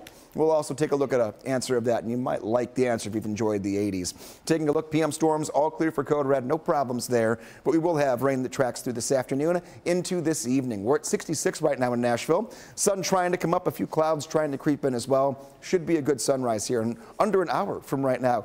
Buses are getting gassed up, getting ready to hit the road here and pick up the kids for a Monday worth of school. First bell, 68 degrees. After school, 81. Clouds will pick up, and depending upon where you live, the storms move in a little earlier than others. So here's a look at future track. Right out of the gate by 1 p.m., storms begin to move into our western counties. We'll fill in the blanks for all the rest of us coming up in the next look at your code red forecast. Steer clear traffic takes us to the north side, I-65 at Trinity Lane. As you can see there, traffic moves along just fine. No big problems as you make that drive in from the north side, Madison, Hendersonville, Goodlettsville. We are all to the good up there this morning. Let's get you to the latest drive times. Here they are coming in from Mount Juliet at 26 minutes, Murfreesboro 49 minutes, Franklin at 25 minutes on that drive. We'll continue to watch the roads for you. Justin, thank you so much. New this Monday morning, Metro Police are still searching for the people accused of stealing, get this, nearly $50,000 in new ski jackets from Neptune Diving and Ski. I mean, it's almost May. Temperatures are in the 80s. Who would do this and why? Well, that's what we're working to find out, and we're hearing from the owner. Fox 17 News reporter Karen Aguilar joining us live. Good morning. The owner, Chris Salisbury, tells me that she almost threw up after finding out that her businesses. We're going to work to get Karen's microphone restored here in just a moment. In the meantime, we're going to take a look at deadly flooding. We're going to take you overseas to take a look at a disaster that is impacting so many people. And also ahead on Fox 17 News this Monday morning. Download the free Fox 17 Code Red weather app. Injured, hire the largest injury firm in the world. Morgan & Morgan, for the people. Hey there, 5:37 is the time. Right now, Fox 17 News showing you a live look over on Lower Broadway. This was a very busy area over the weekend. In fact, well, the Preds, they had a game yesterday at Bridgestone Arena. Didn't go as planned. No, not really. I mean, we lost both home games. Ouch. Man, that's rough. Music City has now said goodbye to all of the St. Jude Marathon runners, so that has cleared out, and here we are, a new week on tap, and we'll be letting you know all the things that are popping off here in the next few days as we are live through 9 a.m. Right now, though, we do want to get back to this story because Metro Police, as we mentioned, still searching for folks who are accused of stealing nearly $50,000 in the new ski jackets from Neptune Diving and Ski. And to your point, Jen, you said it's hot outside. It's clearly not ski for any season. kind of like need reason here at home, at least, but why would they have done this, and how did they track these people down to steal so much from them? Well, let's send it back out to Fox 17 News' Karen Aguilar joining us live, trying to make sense of it. Good morning. Good morning. And those are some of the questions that the owner, Chris Salisbury, is still asking to this day. She tells me that she almost threw up after finding out that her business's ski jackets were stolen from a storage unit inside of this place right here on Charlotte Pike. Surveillance video capturing the whole thing on camera, and police released pictures of those men. Take a look at your screen. You can see a bearded man with a gray shirt and a green hat and appears to be smiling. The other man has a black Aeropostale shirt on with a black hat. Salisbury says they broke in the storage unit and loaded about 150 ski jackets before rolling them out. She says her family-owned business has taken a major loss, and she's trying to figure out how she'll be able to afford to restock. Police say this happened last month, but Salisbury is still in disbelief. Who's going to steal 150 winter coats, ski coats? You know, where are you going to fence them? I mean, it's very niche. I mean, why would you? They won't buy hundreds of storage units to get to ours. Police say if you have any information on who the suspects might be, to please contact Crime Stoppers. They say there is a reward. Reporting live in Nashville, Karen Aguilar, Fox 17 News, your Code Red station. Karen, thank you. Let's get some world headlines here on this Monday morning. We take you to Kenya now, where the death toll has risen to more than 100 after flooding there. So let's roll the video and take a look at what they're dealing with. Heavy rains in East Africa have impacted Tanzania and Burundi. Tanzania's prime minister saying that at least 155 people have been killed just in that country. Wow, we're also talking about this national news story. Federal authorities are investigating a fiery train derailment on the Arizona-New Mexico border. So look at this video. The National Transportation Safety Board says that a freight train was carrying gasoline and propane tanks, I should say, when this train derailed on Friday. I mean, goodness gracious. So you can see all the fires, the big, thick black smoke. They had to evacuate within 2 miles because of what the train was carrying. And then they also had to shut down a nearby interstate. So odorless propane, that's what they were carrying too. All right. It's 5:40 right now, and we're going to bring you back here to home in the mid-state for Southern Kentucky and get a look at that forecast with Greg. And we'll start off right where we left off. Here we go. 1 o'clock later on this afternoon. Between now and then, don't worry about a thing. We'll have some sun. We'll have some 60s, and eventually we hit up near 80 degrees this afternoon. But let's take 1 o'clock into the afternoon. So starting from west to east, here's 2 p.m., and then 3 takes us to 4 and 5 o'clock. This line breaks up a little bit as it moves in. It does not give us any severe weather, but the yellows and the oranges showing us some pockets of heavy rainfall at times. And there will be a couple of thunderstorms that do embed themselves with this. This continues to move to the east throughout early evening hours and then eventually gets out of here the second half of tomorrow. Now, it's not going to wash out your morning hours. Honestly, most of your Tuesday morning relatively dry, but there'll be a few lingering pockets of some rain will track, and then we will dry out. So once again, starting in our western counties right around lunchtime, pulling through the Nashville area mid to late afternoon, and tracking into the plateau later on this evening. Steer clear traffic. Let's get you out to I-40 at 46th Avenue. This is over on the west side of town. Traffic there moving along very nicely. We don't have any problems out there that we're working on the interstates this morning. We are looking really, really good. Coming in from the west side this morning, this is going to be Bellevue here in the Nations. Back further than this, Kingston Springs, Fairview, places like that. Very nice part of your drive. Overall drive times looking good as well. Hendersonville at 26 minutes. Murfreesboro still under an hour. Kingston Springs is part of that drive on the west side as well. 25 minutes from there. It's 5:42 right now. As pro-Palestinian protests take over on college campuses, there is growing demand for school leaders to do something.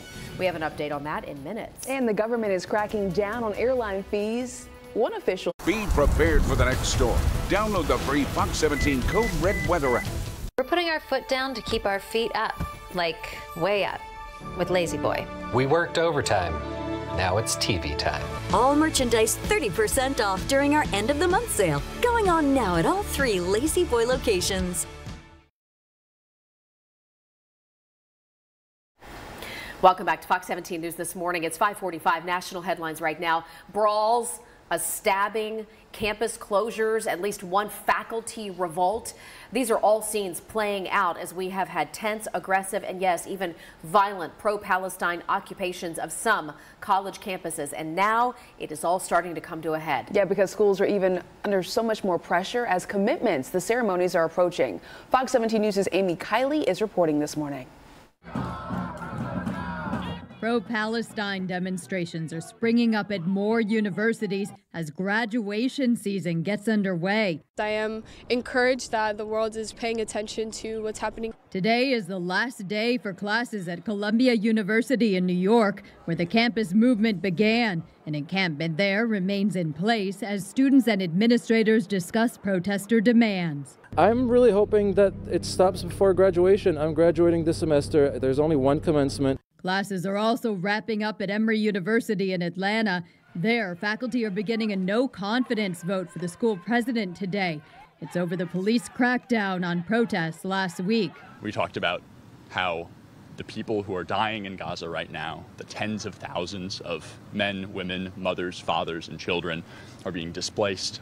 The UCLA official reports incidents of violence between pro-Israel and pro-Palestine demonstrators yesterday. They were cussing at us, saying terrible things. We've seen it historically that when the students decide to unite, that the people will rally behind them. UCLA's commencement is set for June. Unlike the University of Southern California nearby, its main ceremony next week is already canceled. They were expecting about 65,000 people on campus, and they just did not feel that it was going to be safe. I'm Amy Kiley reporting. The Transportation Department announcing some new rules this morning, trying to protect all of us who fly the friendly skies. Let's see what they're trying to do here to protect the people who are paying money for those tickets. Transportation Secretary Pete Buttigieg delivering remarks outlining new regulations to try to protect airline passengers, including a crackdown on junk fees. And he called it, quote, a big day for America's flying public. Also putting another rule on the books, protecting airline passengers from being surprised by fees. These charges can really add up for things like a checked bag, a carry-on bag, change fees, cancellation fees. Healthy competition requires that as a consumer, you comparison shop, which means knowing the real price of a trip before and not after you buy. So airlines will now be required to show you these costs up front, so you have all the information you need to decide what travel option is best for you. All right, go ahead and show us the fees. Well, that's the thing. It's like, let's get to it here already. What does this mean for us when we're paying these crazy ticket prices? Hey, he also says the new rules are going to take effect in about 6 months or so, and they could potentially, he says, save consumers hundreds of millions of dollars. So you're going to have to wait about 6 months. You know, after the summer season where everyone gets traveling. Okay. Oh. Yes. Ironic? I don't know. All right, now's your chance to play Mother's Day Mania. Win some extra money for mom. Maybe you're trying to buy some airline tickets. Give mom a flight to a spa somewhere. We have our Mother's Day Mania trivia contest. It is live and active right now. We were telling you about it last week, but this is the day when we kick it off. You answer today's trivia question correctly, you could win that $100 daily prize. And then the daily prize winners also are eligible to win the weekly $5,000 big drawing. So scan the QR code that's on your screen right there. If this is unfamiliar to you, you just open up your smartphone camera, you hold it up to that little circle with the black and white there on it, and it's going to give you a link. You tap the link, you register, you answer today's question, and that's how you get in to win. All right. Hey, we're wrapping up the final 2 days of April. We are entering the first week of May, and it is going to be a very hot one. It is, yeah. One day is going to be in the upper 80s, could be close to 90 in some spots. Wow. No. It's only one time, but we haven't gotten there yet this year, so that would be the, first real flash of a hint of summer. And speaking of flights, speaking of airlines, let's take a look here. Maybe you do have that flight, or maybe just getting back out of town, or taking someone to the airport after a nice long weekend. Flight cast, 70 degrees at 9 o'clock, 80 at noon, and 82 degrees out at the airport. Nothing to worry about up through that time frame, but between 3 o'clock and 6, showers and storms will begin to track through the area right where the airport is at on the east side of town. So keep that in mind. Right now, flight delays, only 8 of them, 66 comfortable degrees, just a few clouds out there. Wind will pick up throughout today. Right now, it's already at about 10 miles per hour. That's the steady, consistent wind speed. We'll have wind gusts up near 25 miles per hour, so not bad enough to really cause any air traffic issues here, but that shower and thunderstorm combination we'll have to watch late again afternoon into the evening. The 7-day forecast I mentioned, it teased ahead to a possible 90. Well, here you go. 83 degrees today, 80 tomorrow, 86 on Wednesday, and then 88 degrees on Thursday. If we do not see any of that rain and we get enough breaks in the cloud cover, we're going to be really close to hitting the 90-degree mark. Steer clear traffic for you on this Monday morning. Let's get you out to I-65 and I-24 at the junction there on the north side of town. Looking really nice right now, but things will crowd up a little bit later in the morning. That is for sure. It will not look like this coming up in about an hour. There will be basically bumper-to-bumper traffic here as you make that drive in. But clear so far. So if you're that first person to open up the building, make that first pot of coffee, this traffic is just for you, and it's doing really, really nice. Well, this Monday morning, Fox 17 News, we are continuing to investigate an alarming trend. Violent criminals out on low bond or no bond at all for committing serious crimes. Yeah, and then go on to commit even more, sometimes more heinous crimes while they were out on bond. State lawmakers working right now to try to protect you and your family. They're targeting bond issues and working to turn the tide. We're going to give the tools to the judiciary that they need to be able to hold folks accountable and keep our community safe. And then we're going to watch real closely to make sure that they actually do that. So between this session and next session, we expect to see violent crime go down in Tennessee. We expect to see our judges hold these repeat violent felons accountable. Fox 17 News investigator Dennis Ferrier continues his work into these offenders that are out on low or no bond tonight on Fox 17 News at 9. Well, just about 5:53 and the Cats are back in town. The Nashville Cats talking about their football arena win this weekend. What's next for the new and old sports team? Might be a better idea to maybe find a friend and carpool than what this guy tried to pull. What? Going anywhere? Here's why. Garlic butter, cheese, garlic butter, bacon, garlic butter. Need we say more? Sonic Garlic Butter Bacon Cheeseburger. Good morning and welcome back into Fox 17 News this morning, just a few minutes before 6 o'clock, and a live look into downtown Nashville. Happy Monday to you. It is April 29th. I cannot believe we kick off May this week. I know a lot of families are starting to get into that end of the school year mode. Well, yeah, May is the best month. It's your birthday month. We're going to celebrate. All right, hey, and keep it here with us as your live local news source through 9 a.m. And we're still talking about sports right now. It was a very busy Saturday night at the Municipal Auditorium in Nashville. That's where the Nashville Cats made their long-awaited return. After a 16-year hiatus, the Cats back in Music City playing in the revamped Arena Football League. Cats hosting the Minnesota Myth over the weekend. Looks like a pretty decent crowd on hand here. The Cats put on the show and they win 47-12. They're going to be on the road this week when they head to New York to play the Albany Firebirds this Thursday. Eric and I were curious about arena football players and what they get paid compared to, say, NFL players. I was doing a little bit of research real quick here. The average salary for an Arena Football League player is between $40,000 and $80,000 per season. Interesting. Definitely is. Take a look here. What else is interesting is we've got numbers that are going to be kind of bouncing around, but our storm chance is kind of the bigger story here. We're almost getting, dare I say, accustomed to hitting 80 degrees quite frequently. 83 degrees later this afternoon. Right now, right side of your screen are your current temperatures and your forecast for the day ahead. We're starting off in the 60s. Now this looks a little ominous here with all the lightning and the rain. There will be a few storms. It's not washing out the whole day. First half of the day, not much really happens. Wind is picking up though. We're going to be breezy the entire day with wind gusts right around 25 miles per hour. It's not a bad day by any means, but you only have until the rain moves in. So we're talking Nashville area, I'd say around 3 o'clock to have a chance to get outside and do any yard work, maybe mow the lawn if you have the ability to do so early.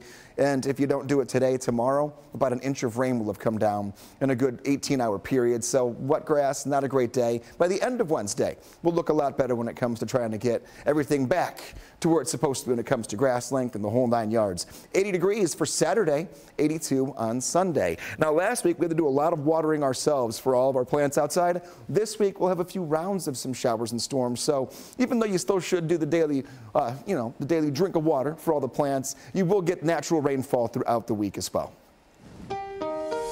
All right, steer clear traffic takes us to the Rutherford County area. Let's go to I-24 Waldron Road. That drive in from Laverne looking all right so far this morning. This is another part of the midstate, though, that we know it's going to crowd up with lots and lots of traffic coming up here a little bit later in the morning. But right now, we're doing okay on that particular drive as we continue to watch things and things continue to develop. Slowdowns happen. We got you covered live and local through 9. Well, talking about driving now, the California Highway Patrol busting a driver in the carpool lanes, well, who had a plastic dummy in the passenger seat of his vehicle. You really got to see this. You do. Listen, he's not the first one to try to pull this off. Nope. If you have ever worked or lived in a city where you've got those HOV lanes, people will do crazy things to try to get through. But California Highway Patrol said this dummy was in the passenger seat. The driver got pulled over for crossing double yellow lines, and then when officers walk up to the car, they see this and realize the guy had been doing this for a long time. The California Highway Patrol joked about the plastic dummy, saying, quote, the goatee was sharp, just a little too sharp. Well, a Mario Kart themed toy is now being recalled for potential crash risk. Take a look at your screen right here. The Consumer Product Safety Commission says 17,524 Volt Ride-On racers from Jack Pacific are linked to the specific recall. The agency says the acceleration pedal can get clogged with debris and then get stuck, which could cause a child to crash on it. So the CPSC reports 65 cases of debris getting clogged up under the little gas pedal, with one minor injury so far. So if you happen to have this, and I know Mario's super popular with the kids, make sure you check it. And if you need to, you can go to cpsc.gov to get more details on the recall. Hey, stay with us. Our 6 o'clock hour starts right now. You're watching Fox 17 News This Morning, your Code Red station. Now on Fox 17 News This Morning, a crash that stopped traffic on I-24 for hours early this morning has left one person dead. We'll get you an update on the breaking news story. And we're getting more updates from Percy Priest Lake after a man drowned trying to help others get out of a boat. What we know about this situation. Coming up, you'll hear from the owner of Neptune Diving and Ski after police say thousands of dollars worth of her business's ski jackets were stolen from a storage facility on Charlotte Pike.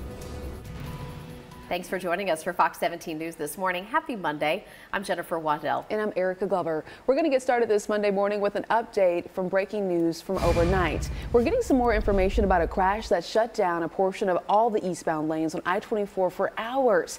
It happened right near Bradley Parkway just before midnight. And we're showing you some video from earlier this morning. TDOT now confirms one person died in this crash. All of the I-24 eastbound lanes at Bradley have reopened. We'll continue to update the story as we learn more. We're also getting some more breaking news updates from South Nashville because we do understand that Metro Police are searching for suspects after a weekend murder. They say Francisco Almazan Rojas was found dead in William Pitts Park. That's in Antioch. It happened around 8 a.m. yesterday. Yeah, police say his red Ford pickup truck is missing. It's got a Tennessee license plate number 450BKBB. If you have any information at all about the death or the location of the truck last seen on Tusculum Road, You're asked to call Crime Stoppers. That number 742-7463. We have also updates about a very sad story from Percy Priest Lake. A boater who lost his life at Percy Priest Lake has now been identified. Emergency crews pulled the body of 34-year-old Harold Tomlinson. Yesterday morning, police say that Tomlinson went into the water from his rented pontoon boat near Goose Island. He was trying to help keep another person in his group from drifting away, but then he started to struggle himself. How tragic. Tomlinson never came back up. Well, there are 3 firefighters right now who are trying to recover after being treated for injuries when they were fighting a fire at this tire shop over in Clarksville. So right now we're showing you some photos. This is from Dash 10 Media. The photos show the fire at the wheel shop off of Wilma Rudolph Boulevard. This was Sunday morning. So far, there is no word on what exactly caused the fire. We're making some calls, trying to get some more updates, and of course, we'll keep you posted as we learn more. 6:02, taking a look at the forecast here. Brand new week, and our weather pattern turns active once again after a few days off. Scattered storms are back. They arrived this afternoon toward this evening. We have no severe weather, so when we take a look at the 7-day forecast and you see several days where there are chances for thunderstorms, they're not going to bring us any rough weather. And I'm also watching Thursday very carefully. We're going to have temperatures going to be in the upper 80s to near 90 degrees on Thursday. Do we hit 90? Highly unlikely, but the closest that we will have been so far this year if we end up getting in that ballpark. Taking a look here, storms do arrive later today, but we're going to keep the arrow all clear for any code red weather. The morning hours are starting off nice. Sun's coming up for us. We have 60s already. 65 in Nashville, 63 in Lewisburg, 64 in Columbia, 67 in Hopkinsville, and also in our western counties, places like Camden and Paris. Waking up very warm, 83 later on this afternoon. What does it look like for lunchtime? Upper 70s by 11 o'clock, and then the rain begins to move in this afternoon into this evening, which we'll track for you using Future Track in a few minutes, because depending upon where you live, the rain will arrive a little bit earlier than for some of the rest of us. We'll take a look. 83 this afternoon, 80 tomorrow, and then there is that day on Thursday where we could hit 88 degrees. Steer clear traffic takes us to I-65 and I-24 on the north side. You can see it there for yourself. Boy, we're looking good up there on that north side. Looking really, really nice on that drive from coming in from Madison and Goodlettsville, Hendersonville, and all the villes there to the north side as you make that drive in. Could not ask for better traffic. You really couldn't. Your overall drive times are also looking fantastic this morning. 26 minutes in from Mount Juliet, 52 in from Murfreesboro. Still under an hour coming in from Clarksville. Every single one of these times will be going up, not down, but up as the morning goes on. Justin, thank you. 6:04 right now. A real head scratcher of a case for Metro Police, who are still trying to find the people accused of stealing some $50,000 worth of ski jackets from Neptune Diving and Ski. And this morning, for the first time, we're hearing from the owner. Oh, goodness. Well, Fox 17 News' Karen Aguilar joining us live where this all happened to explain. Karen, what can you share with us?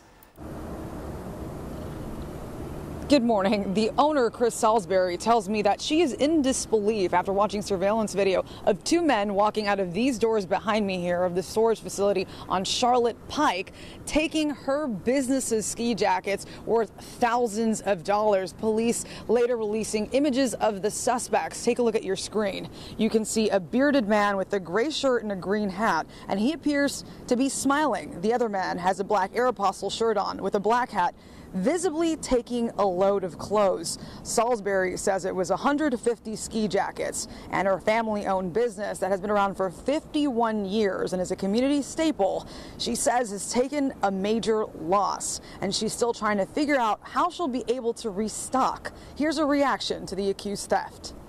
I about threw up, literally. I mean, the storage people were with me and one of my employees, and they said I turned like as white as a ghost, and I literally thought I was going to throw up. Police say if you have any information on who the suspects might be or where they could be found, to please contact Crime Stoppers. Reporting live in Nashville, Karen Aguilar, Fox 17 News, your Code Red station.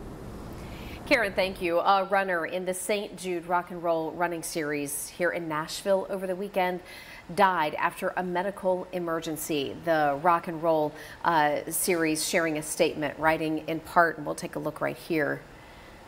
It is with our deepest regret to confirm the death of a race participant at Saturday's Rock and Roll Running Series event. The runner received urgent medical attention by the on-site medical team before being transported to a nearby hospital where they sadly passed away. We appreciate the medical personnel who worked quickly to support the participant. If you want to read more about that statement and more about what happened, go to fox17.com. So sad. Yeah. 6:07 right now, and been a lot of drama in the city of Millersville of late. This is a community just north of Nashville. Now they're looking for a new city manager. I enjoyed you representing me because I knew I had to have the best. Get severe weather alerts. Download the Fox 17 News Code Red Weather app.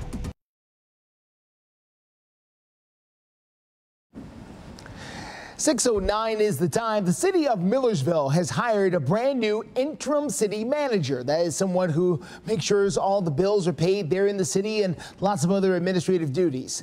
It's going to be the current police chief, Brian Morris, who will take over that particular job as the interim city manager. Now, the city council voted him in last week.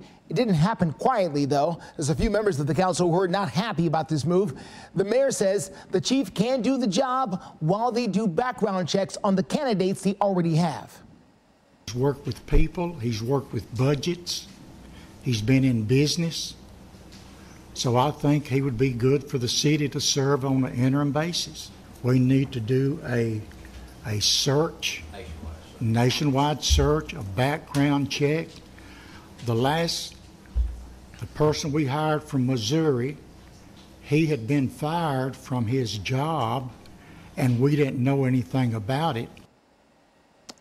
So they're hoping to stop things like that from happening again. They are hoping to hire a full-time city manager at some point after the election. By the way, the old city manager stepped down because of health reasons. Not everybody was happy about this move, though. We're going to hear from some who are a little bit more vocal coming up in our 7 o'clock hour. Well, let's talk about Republican Senator Lindsey Graham of South Carolina. He predicts the Supreme Court will send former President Donald Trump's immunity case back to the lower courts. Listen. I think the court's going to find that presidential immunity exists for President Trump like every other president, but you got to be within the scope of being president. I think they'll send it back to the lower courts to find out exactly what actions fall within presidential immunity and what are considered personal. The Supreme Court heard arguments last week over whether or not the former president could have immunity from criminal prosecution due to his actions leading up to the January 6th Capitol riots. Now, the High Court appeared open to some presidential immunity for the former president, which could potentially delay the criminal charges that are being brought against him even further. Ultimately, Senator Graham expects that the former president will be granted immunity for at least some of his actions. We shall see. Waking up this morning here to a dry start to what will end up being a day with some showers and thunderstorms when they track in hour by hour in your forecast. Steer clear traffic takes us to Waldron Road in Rutherford County. We're doing okay out there so far, even though more traffic starting to get on the roads. We're going to have your latest drive times coming up in a few. And the Nashville Predators, oh, it looks so good. Oh, but it's so close. And it just didn't happen. We're going to tell you how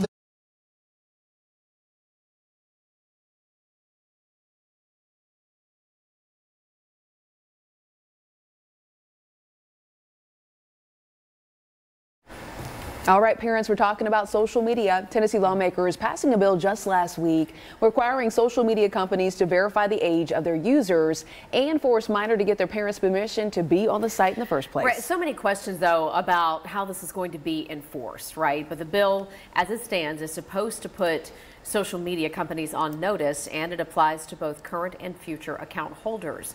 Now, in addition to a child supposedly having to get a parent's consent, the platforms have to provide parents with a way to then supervise the account. If companies do not comply, they do open themselves up to a lawsuit by the Tennessee Attorney General's office. The bill passed before the legislative session ended last week and is still awaiting the governor's signature. Well, this morning, Preds fans are waking up feeling not so happy. The Nashville Preds were doing so well yesterday, yeah? And then it fell apart. The Vancouver Canucks coming here to Nashville. And as for yesterday, they made shots twice, by the way, in 3 minutes. Our Fox 17 photojournalist Kevin Mumphrey out at Bridgestone Arena this morning. Kind of a rough start to the Monday if you're a Preds fan, but the Preds are going to go on the road now, and they're going to have to win on the road big. Well, let's talk about Sunday's loss and also show you some of the highlights or lowlights. Tomorrow's game in Game 5 in Vancouver is a must-win for the Preds, or else, as you mentioned, Jen, they're going to be eliminated. So we'll talk more about that, but also the collapse happened with less than 3 minutes to play. That was just the way that it went. So the Canucks get momentum. If the Preds pull it off, they will return home to Nashville. Well, I think there's a lot of swing in our game. In the first one and the second one, we kind of got beat up ice.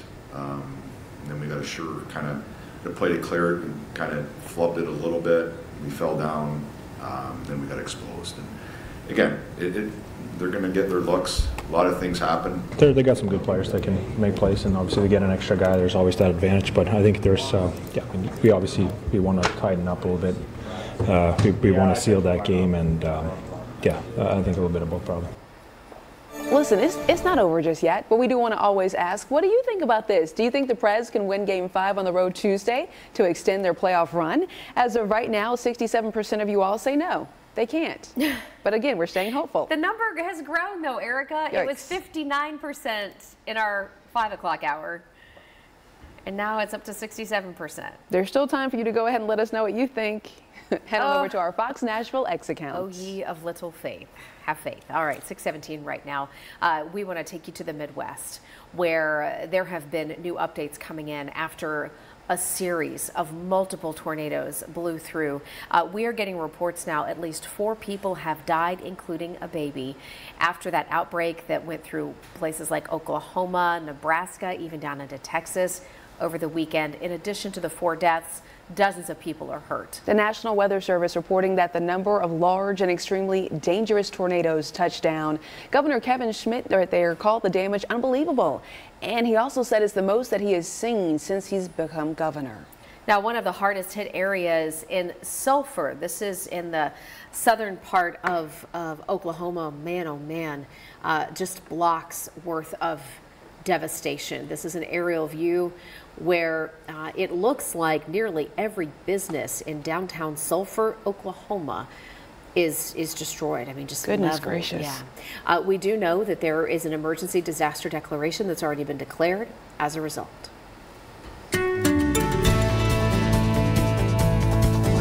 Greg, looking at that video, we showed some earlier. It was massive. Some of those tornadoes that touched down. Yeah, and there were 80 confirmed reports of tornadoes across about 4 states. 80 in the course of 24 hours. Some of them smaller, but some of them, like you were seeing on the screen right there, you almost don't believe the real when you look at them because they just look that ominous when you see them. So we've been accustomed to types of things like that, unfortunately, far too frequently recently. None of that is in the forecast for us back home. We're going to get showers and thunderstorms, but we're not going to have any severe weather. So I'm not concerned about tornadoes, wind damage, hail. However, we will definitely have a little bit of a breezy few days with wind speeds right around 20 miles per hour, but nothing that comes even close to the criteria for severe weather is in the cards for us. And just really, when do we dodge the rain and how long do we stay warm? Those are our 2 questions here for a Monday and Tuesday. Broken line of showers and thunderstorms. They've had some severe weather down in portions of Louisiana coming into this morning. No tornado reports there, though they did have one warning well east of the Houston area. Not getting any confirmation of damage from this just yet. That's not moving in our direction. That's going to stay well down toward the Gulf Coast where they do have a severe weather risk later today. We are not in any category risk. But the timing is everything. We'll call it all clear for Code Red. PM storms. The morning, okay. We'll stop this at 1 p.m. Rain begins to move in. Oranges, reds, showing us some heavier rainfall, some thunderstorms within this line of rain that moves in. Here's 2 p.m. and then 3, 4, 5 o'clock moving toward the I-65 corridor, pulling toward the Cumberland Plateau this evening into tonight. Once the rain enters where you're at, you'll get several hours worth of it. It'll even linger into tomorrow morning with a few very light isolated showers. Again, no severe weather. 83 today, 80 degrees tomorrow, mid to upper 80s on Wednesday and Thursday. Nighttime temperatures continue to cooperate in the 50s and 60s. Steer clear traffic this morning takes us to I-24 at Old Hickory Boulevard in the Antioch area. Traffic there moving but starting to bunch up just a bit. As you make that drive into town, you want to try to take Murfreesboro Road if you want to steer clear of any more bunch ups that's starting to happen. As you can start to see the stoppage of traffic right here, it's only going to grow all the way back through this intersection here over the last next little bit here. So please keep that in mind as that traffic slows down. Overall drive times looking okay. 27 minutes in from Mount Juliet. Almost an hour coming in from Murfreesboro, 26 minutes in from Franklin. Justin, thank you. We're talking about politics now. Former President Donald Trump and Florida Governor Ron DeSantis meeting privately in Florida over the weekend. So we are now hearing some more updates. DeSantis was one of Trump's at one point top rivals. However, sources now say the presumptive nominee is asking for DeSantis' help regarding possible donors. Well, Trump endorsed DeSantis in 2018 for the governorship run over in Florida, but DeSantis dropped out of the race after the primaries earlier this year. Well, speaking of the race for the White House, at the Correspondents' Dinner over the weekend, President Biden took to the podium for a little bit. He made fun of his own age and also took some shots at Donald Trump.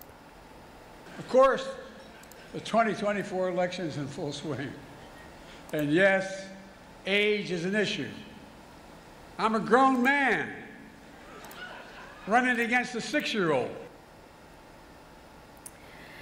Saturday Night Live's host was, Colin Jost rather, was the dinner's headliner.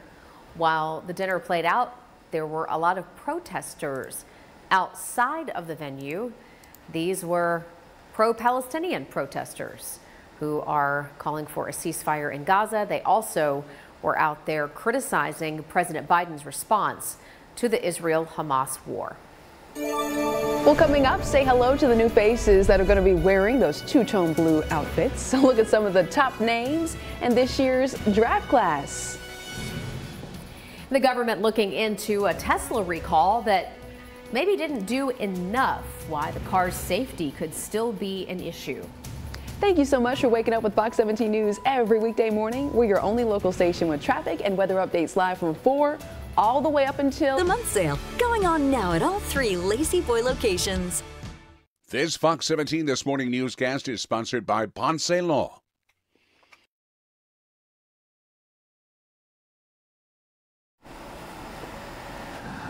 Welcome back to Fox 17 News this morning. So we are taking a look at some of the brand new Titans who have joined the team after the NFL draft happened over the weekend there in Detroit. And of course, the Titans' big pick was J.C. Latham coming in with the number 7 overall pick. Right, so he's going to take over, we understand, at left tackle for the Titans. The former Alabama standout, 6'5", 342 pounds. That's a lot of guy right there. He played about 41 games over 3 seasons.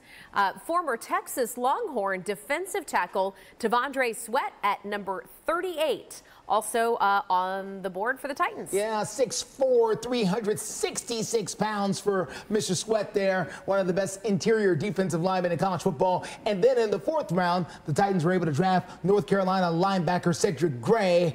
He's expected to step into a leadership role there for the Titans. The Titans did spend 5 of their 7 draft picks that they had this particular year on defensive players. Did that surprise you? No, they drafted all offensive players last year. Okay. So, you can't keep doing that. So, okay. I had to do something somewhere. All right, 6:26 right now. Going to switch gears. We have consumer headlines right now. Federal safety regulators are looking into whether Tesla has done enough to address the issues with the self-driving mode of these electric cars. Oh boy, this has caused a lot of controversy and even a couple of crashes here and there. The car maker issued a massive recall to fix a reported safety threat posed by the autopilot software. Autopilot. The recall applied to essentially all Teslas on the road in the United States. The National Highway Traffic Safety Administration said last week that Tesla's software update recall requires the owner to opt in and allows the driver to readily reverse it. So it is now opening the recall investigation to decide whether that fix is enough, so stay tuned. Right now, let's get a check of your forecast. Greg has provided us the school day rundown to let you know how things are shaping up. Parents, can you believe we're just a few weeks away from the end of the school year? 3, 4, maybe 4.5 weeks is all a lot of our kids have left. So for today, let's check it out. Things are actually looking really nice to start your Monday morning. First bell, 68 degrees, but just watch out after school today because might run into a shower here or there and maybe a thunderstorm. Greg's going to give us more details on that when we see him again in just a few minutes. Steer clear traffic for you at 628. Quick look outside. This is going to be I-24 at Old Hickory Boulevard in Antioch. We do have a bit of a crawl going on. The drive in from Murfreesboro is now over an hour. You want to try to use Murfreesboro Road to steer clear, or just better yet, leave early. If you know you got to get to town, we'll continue to follow the roads for you. Police say they have finally caught the last person responsible. They say connected to a deadly shooting last 4th of July. How a traffic violation is what led to this arrest. Plus, we've got the very latest in a storage unit theft. We're going to tell you how someone made off with thousands of dollars. A $100 prepaid debit card. Watch Fox 17 this morning and look for the QR code to enter. Get the question right and you could win. Complete contest rules at fox17.com.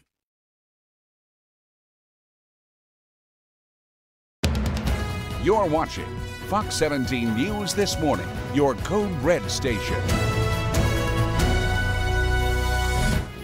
Now on Fox 17 News this Monday morning, a motorcycle crash leaves one man dead. What we have learned so far about him this Monday. Right now, a live look into downtown Nashville, kicking off your day. Things are looking great right now on the weather front, but Greg is tracking a couple of different changes for this new work week. We'll detail those in moments. And by the way, those changes do include the chance for thunderstorms. Steer clear traffic getting a little slow out there on I-24 near Old Hickory Boulevard. How slow? We've got the details coming up in a few. Thank you so much for joining us here on a Monday morning for Fox 17 News. I'm Erica Glover. And I'm Jennifer Waddell. Glad to be here for you to kick off the 6:30 half hour. We begin with a story right now as we learn more about a deadly motorcycle crash that happened on Briley Parkway near Dickson Pike just yesterday. Yeah, police investigating this and why witnesses say the driver of a 2019 Infiniti was traveling westbound on Briley Parkway approaching the on-ramp.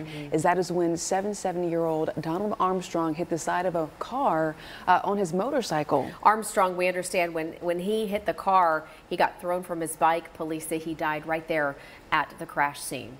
And a violent night inside a Clarksville barbecue restaurant leaves one man dead. Police responding to this shooting inside the Smooth's Bar and Grill just off Fort Campbell Boulevard around midnight yesterday. And when officers arrived, they say they found a man shot in the stomach inside the restaurant. Investigators this Monday morning are still working to locate the victim's family, and no arrests have been made as of right now. Operation Crime and Justice, as Nashville police have arrested a 7th person suspected in a 4th of July killing last summer. The suspect, 21-year-old Kujan Jordan Cole, police say he ran a red light Saturday night not far from Music Row over on 12th Avenue. Officers say once they put on their lights, Jordan Cole got out of the car and took off running. Police, though, caught up and arrested him. He is charged in the shooting death of 27-year-old Christopher Harris at the Overlook Apartments. 7 suspects, though, are charged, including several teenagers. 6:33 right now, and Metro Nashville police are still looking for the people who are accused of stealing nearly $50,000 worth of ski jackets. Now, I know it's almost May, and you certainly don't need a ski jacket right now. So what were they planning to do with all of these coats? And these are high-dollar coats, too. The owner speaking with Fox 17 News. Yeah, our Karen Aguilar has the story. Chris Salisbury, the owner of Neptune Diving and Ski, tells me that she almost threw up after finding out that her business's ski jackets were stolen from a storage unit inside of this place on Charlotte Pike. Surveillance video capturing the whole thing on camera, and police releasing pictures of the suspects. You can see a bearded man with a gray shirt and a green hat, and he appears to be smiling. The other man has a black Aeropostale shirt on with a black hat. Salisbury says they broke in the storage unit and loaded about 150 ski jackets and dollies before rolling them out. She says they are worth nearly $50,000 and says her family-owned business has taken a major loss. She says she's trying to figure out how she'll be able to afford to restock. Police say this happened last month, but Salisbury is still in disbelief. Who's going to steal 150 winter coats, ski coats? You know, what are you going to fence them? I mean, it's very niche. I mean, why would you? They won't buy hundreds of storage units to get to ours. Police say if you have any information on who the suspects might be or where they are, to please contact Crime Stoppers. Reporting in Nashville, Karen Aguilar, Fox 17 News, your Code Red station. Time right now, 6:35. Taking a look at a forecast of ever-moving parts, as it always is this time of the year.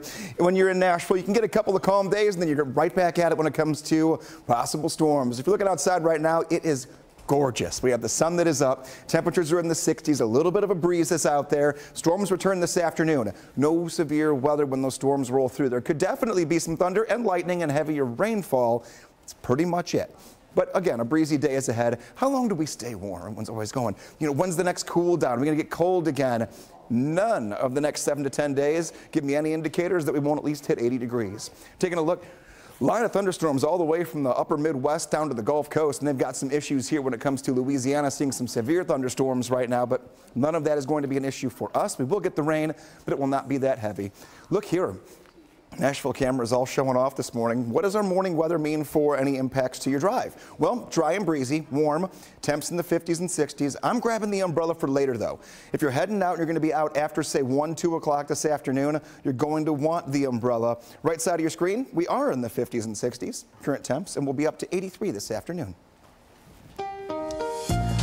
Steer clear traffic for you on this Monday. Let's get you to I-24 at Hickory Hollow Parkway as you make that drive in from Antioch. This particular drive looking pretty good on this particular stretch, even though it can go bumper to bumper, stop and go here literally almost in any second, but right now we're doing okay. Drive times coming in a little bit slow in that area, though. 63 minutes from Murfreesboro into downtown right now. First time we've seen it over an hour this morning. About Juliet at 27 minutes. Hendersonville, 35 minutes as things slow down on 65 at the normal spot around Trinity Lane. No big slowdowns on Vietnam vets, at least not yet. Just ahead, we're talking politics. President Biden and former President Donald Trump are both saying yes to a face-off when their debate could take place. And a basketball star and former Lady Vol hanging up her jersey for good. We'll take a look at her long career. And coming up on Fox 17 News this morning during our 7 o'clock hour, a Nashville mother not happy with one elementary school. Yeah, she claims the school business can earn the competitive advantage of accreditation. Visit bbb.org. Receive storm alerts. Download the Fox 17 News Code Red Weather app.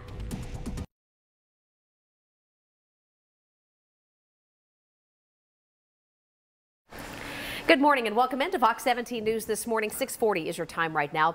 President Biden and former President Trump could face off in a presidential debate soon. Could happen a little bit later this year. Back on Friday, both Biden and Trump agreed to debate in a head-to-head type of action coming up before this year's election. In an appearance on Howard Stern's show on Friday, President Biden said he would be, quote, happy to debate former President Trump. Now, former President Trump responded on Truth Social, suggesting several dates that the two men could get together. Now, the Commission on Presidential Debates has scheduled 3 debates in September and October, and Mr. Trump has posted on social media that he would certainly be ready for that and debate Biden, quote, anytime, anywhere, any place.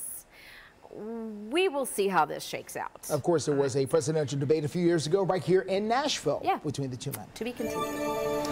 Well, big announcement from the former Lady Vols star and 3-time WNBA champion Candace Parker as she has officially called it a career. She announced just yesterday she's retiring after spending 16 seasons in the league, playing for the LA Sparks, the Chicago Sky, and the Las Vegas Aces. She is considered to be one of the best players in the history of women's basketball.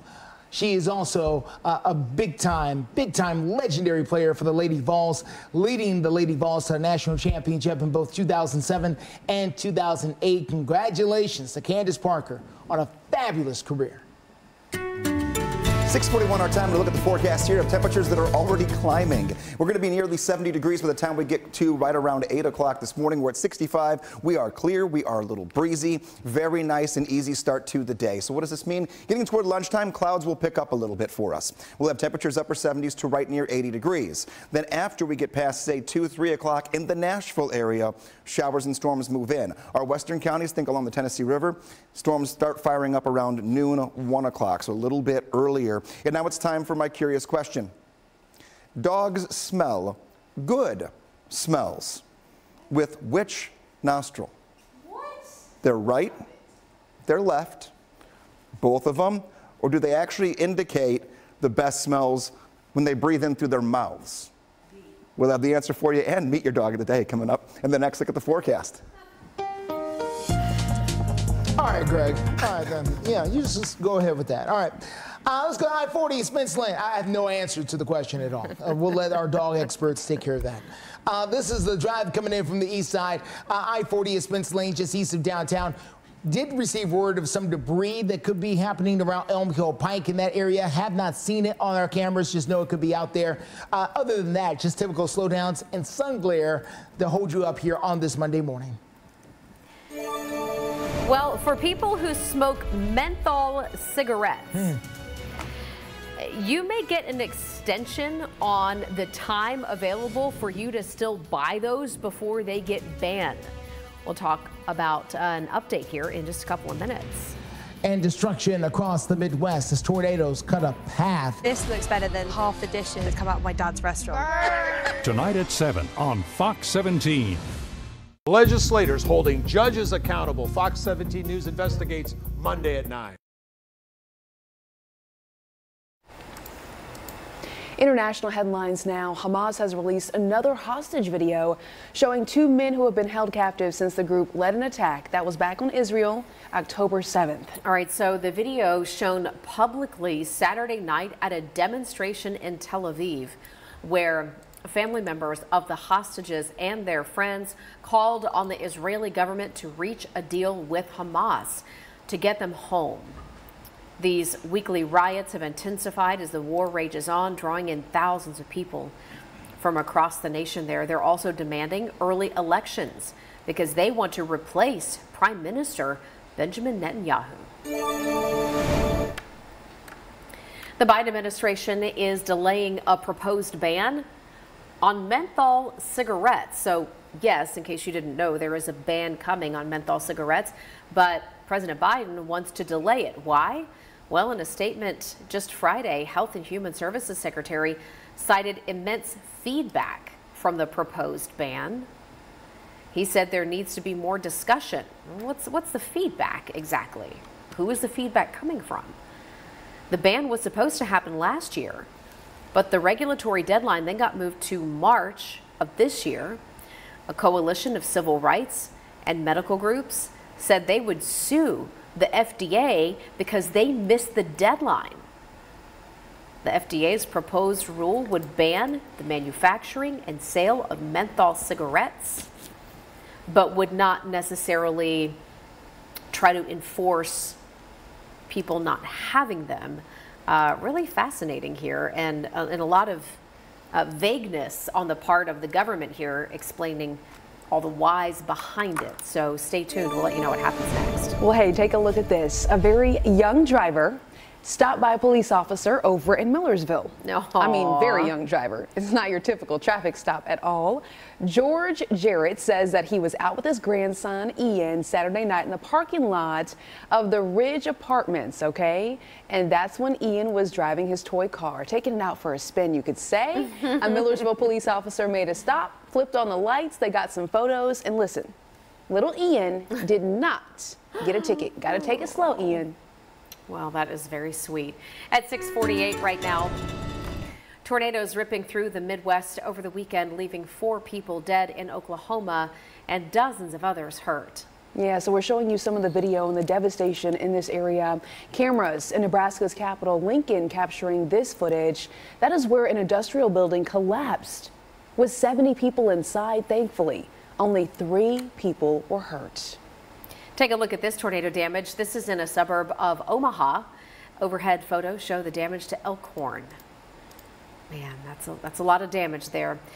There's an airfield there also damaged. About 150 homes have some type of damage, if not being leveled altogether. Yeah, some of the videos and pictures that are coming in new this morning, Greg, are just devastating. Our hearts go out to all of those people impacted. We know what that's like, you know, having lived through tornadoes here in Middle Tennessee and Southern Kentucky. Yeah, seeing it doesn't make it any easier for us just to have that reminder of, you know, if you haven't been here that long, this has happened multiple times just the last few years. Thankfully for us back home, you look out your window and it's blue sky.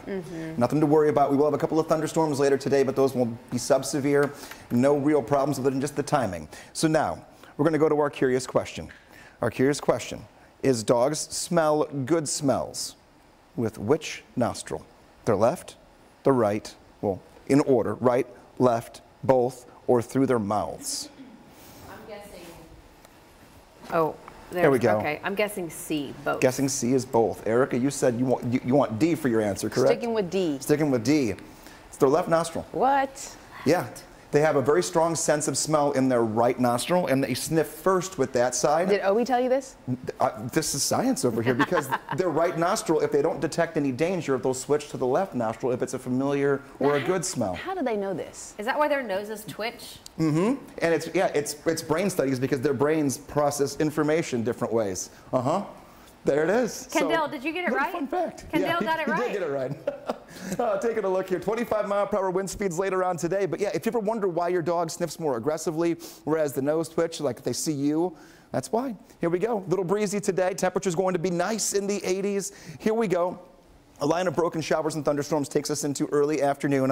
1 p.m. goes to 2, 3, and then 4 o'clock later on in the afternoon. Breaks up a few of these storms. Now, we're still going to get rain, but it won't necessarily be thunderstorms for everyone. It's just what portions of this line keep a little bit of their oomph going for you here. And this continues to track through, again, starting along the Tennessee River to the west, right around lunchtime, Nashville area middle afternoon, and then up to the Cumberland Plateau later this evening. That will linger into a passing shower or two for tomorrow morning. Weather Window, presented by the National Weather Desk. A wild weather weekend included damaging storms from Texas on up to Nebraska and Iowa. This onslaught of pelting hail fell in Knox City, Texas, and a tornado was spotted there Saturday. This tornado caught on camera northwest of Waco in China Springs, and a snapshot of another beautiful moonset, this one taken west of Asheville with a cloak of fog. For more content like this, like the National Weather Desk on Facebook. Steer clear traffic. Let's get you to the very latest happening on I-24. This is at Harding Place coming down from the Antioch area. Traffic there moving. However, we have run into a couple of slowdowns here and there over the last little bit. We have just cleared an accident involving a box truck and Metro Police. They were there on the shoulder for a little while. They just moved out of the way a short time ago, so we're doing just fine. Let's take a look here at I-65. This is at the 65 and 24. As you make that drive down from Clarksville this morning, a bit of a slowdown in that area, 65 minutes overall on the drive. We do have a crash there in and around the Jolton area that could slow things up as well for you as you get down there from that Jolton area. So we'll be watching it out closely for that. We do have other things across the mid-state to tell you about. We're going to get to those coming up in a few. Justin, thank you. Right now, we're covering international health headlines. The number of measles cases in the world doubling from 2022 to 2023. And according to the World Health Organization, there were more than 171,000 cases around the world in 2022, but that number then went up to 320,000 cases in 2023. Now, we also do understand that nearly half of those cases have been over in Europe. As of Friday, though, the U.S. had about 128 cases this year. Technically, the measles, in case you're wondering, was eliminated from the U.S. in 2000, meaning there was no spread within the country. 6:53 is the time right now. Babies are named in honor of two legendary musicians. We'll tell you how their families realized a sweet coincidence. And just ahead on Fox 17 News this morning during our 7 o'clock hour, a Nashville mother not happy with one elementary school. She claims the school Ponce Law and Fox 17 News have teamed up to reward local hometown heroes $1,000. We've honored over 30 hometown heroes so far. We need your help to find more. Go to PonceLaw.com, nominate a person, family, or organization today. They could be our next hometown hero. Tommy Anderson and Jay Cash, auctioneers and real estate brokers, present the Federick Estate in Franklin, Tennessee. An updated 5-bedroom brick home in a sought-after location backing up to a private lake. Saturday, May 4th, 10 a.m. Conducted by James R. Cash, auction style. Again, no relation here. Two separate moms just happened to be in the hospital on the same day, having babies. This was down in Huntsville. The families say they plan to meet up again and give their babies a chance to become friends. I mean, what quite the coincidence. What if? If they, What if fate would have it that they get married? How funny would that be? And look, I mean, Huntsville does it up with the baby pictures. Look at the little artwork. Oh yeah, above it's nice. the bassinets. People get very fancy. I love the guitar for Johnny Cash right there. How cute. Hey, we're gonna check in now because it's the last couple of days of April. Yeah. We're hitting May. Can you believe that? It's flown by. By the end of the week, we're going to be there, yeah. I mean, all right, parents, get ready for summer. Right. Seriously, yeah. That's right. The kids are going to be home sooner than you know. Take a look here. Know when to mow. Training out just outside and do any yard work today. Watering the plants and whatnot.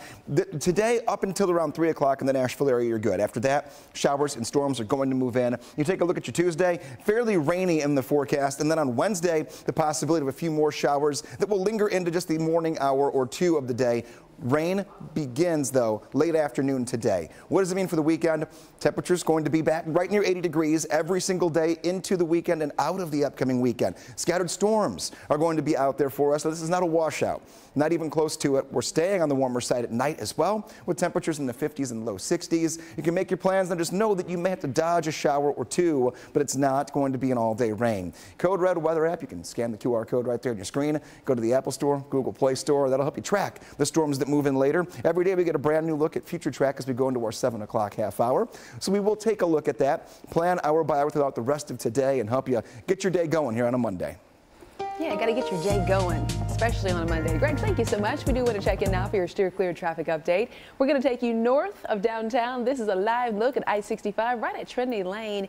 And you can see for yourself there is a bit of a brake check, but we're not seeing any crashes in this area. No disabled vehicles. That's always good. We'll continue sharing all of your steer clear traffic updates up until 9 o'clock.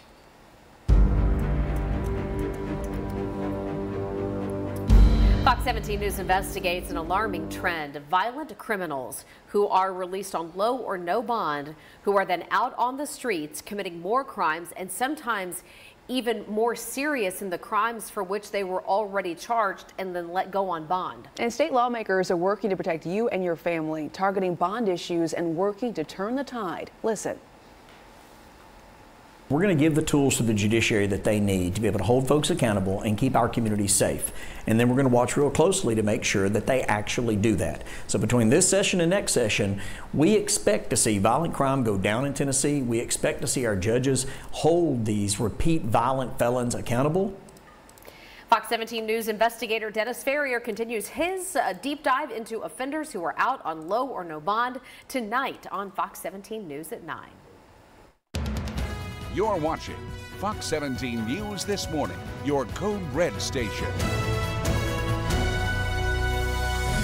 Now on Fox 17 News this Monday morning, convicted felons being released and then committing crimes again. The latest on our ongoing investigation on repeated offenders in a couple of minutes. And the forecast brings rain in for this afternoon toward this evening. We're timing out thunderstorms and how strong they could be coming up in your forecast. Steer clear traffic takes us to I-65 at Trinity Lane there on the north side. We're going to tell you the best ways to steer clear of any slowdowns. Thank you so much for joining us here on a Monday morning on Fox 17 News This Morning. I'm Erica Glover. And I'm Jennifer Waddell. Glad to be here for you as your live local news source through 9 a.m. Let's get straight to our breaking news updates here on this Monday morning. We are working to learn more about this crash that shut down all eastbound lanes of I-24 at Briley Parkway for hours. Now, what you're looking at here is video from the crash at the time it happened. TDOT has confirmed one person died. Well, eastbound lanes of I-24 reopened just before 5 o'clock this Monday morning. We're going to continue updating this story as we get some more details. A convicted felon is back behind bars this morning. Metro Police say he kidnapped and robbed an Amazon delivery worker in Rutledge Hill.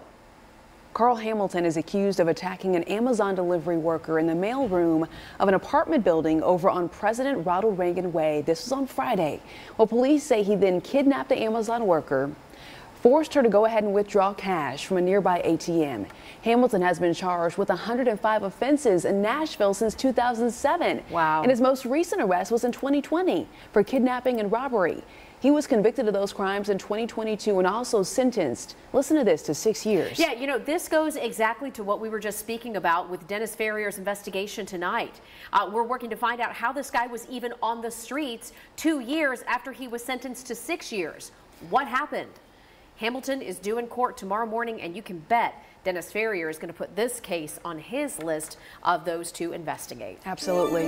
Well, Metro Police are searching for suspects regarding a murder over the weekend. They say Francisco Amazon Rojas was found dead in William Pitts Park in Antioch Sunday morning. Police say his red Ford pickup truck is missing right now. So if you have any information about his death or perhaps this red pickup truck, this all went down on Tusculum Road in Antioch, please call Crime Stoppers.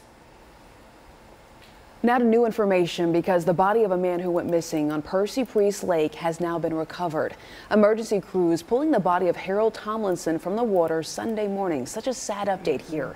This comes after Metro Police say Tomlinson went into the water from his rented pontoon boat Saturday. About 5:30 is when this happened, right near Goose Island. Officials say he was trying to help another person in his group from drifting away, but then he started to struggle himself. That investigation continues here this Monday morning.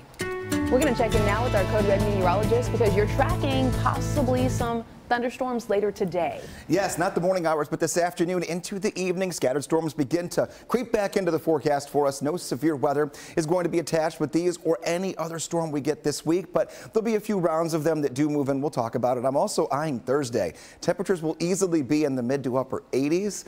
We could be really close to hitting 90 on Thursday for the first time this year.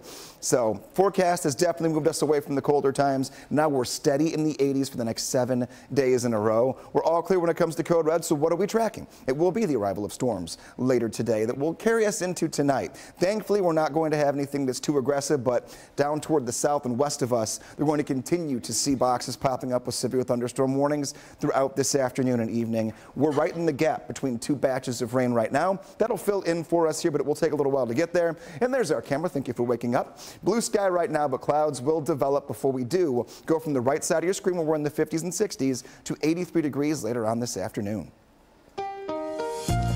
Steer clear traffic for you. Let's get you out to I-24 at Fortress Boulevard. This is in Murfreesboro. We've got a bit of a crash that is slowing things down for sure as you make that drive out and about there. So you can see the backup. We cannot see it on our cameras per se, but we're definitely seeing the backup take effect here as the crash is up near 840. So you can see the backup here rolling back towards Medical Center Parkway. Let me show it to you on the map. Down to the south and east of us, you can see that crash right up there where I-24 meets 840. Again, not on our cameras, but you can see the backup forming. You want to take Highway 41 right over there. That's going to be the best way to steer clear. There are other areas of town to watch. We're going to get to those coming up in a few. Justin, thank you. Operation Crime and Justice. I mean, the storage people were with me and one of my employees, and they said I turned like as white as a ghost, and I literally thought I was going to throw up. Well, in our Operation Crime and Justice this morning, Metro Police are still looking for the people who were accused of stealing nearly $50,000 worth of new ski coats from Neptune Diving and Ski, but more specifically, where they had those coats stored, which was in a storage unit. The owner of Neptune telling Fox 17 News, Chris Salisbury, says her business's ski coats were stolen from that storage unit on Charlotte Pike. Surveillance video captured the whole thing. She says her family owned this business, has owned the business for years, and this is a huge hit. She says they're still trying to figure out how she's going to be able to restock. Yeah, they're asking anyone who might have some information or recognize who are responsible to call Crime Stoppers. If you want to see the photos or hear more from that business owner, go to fox17.com.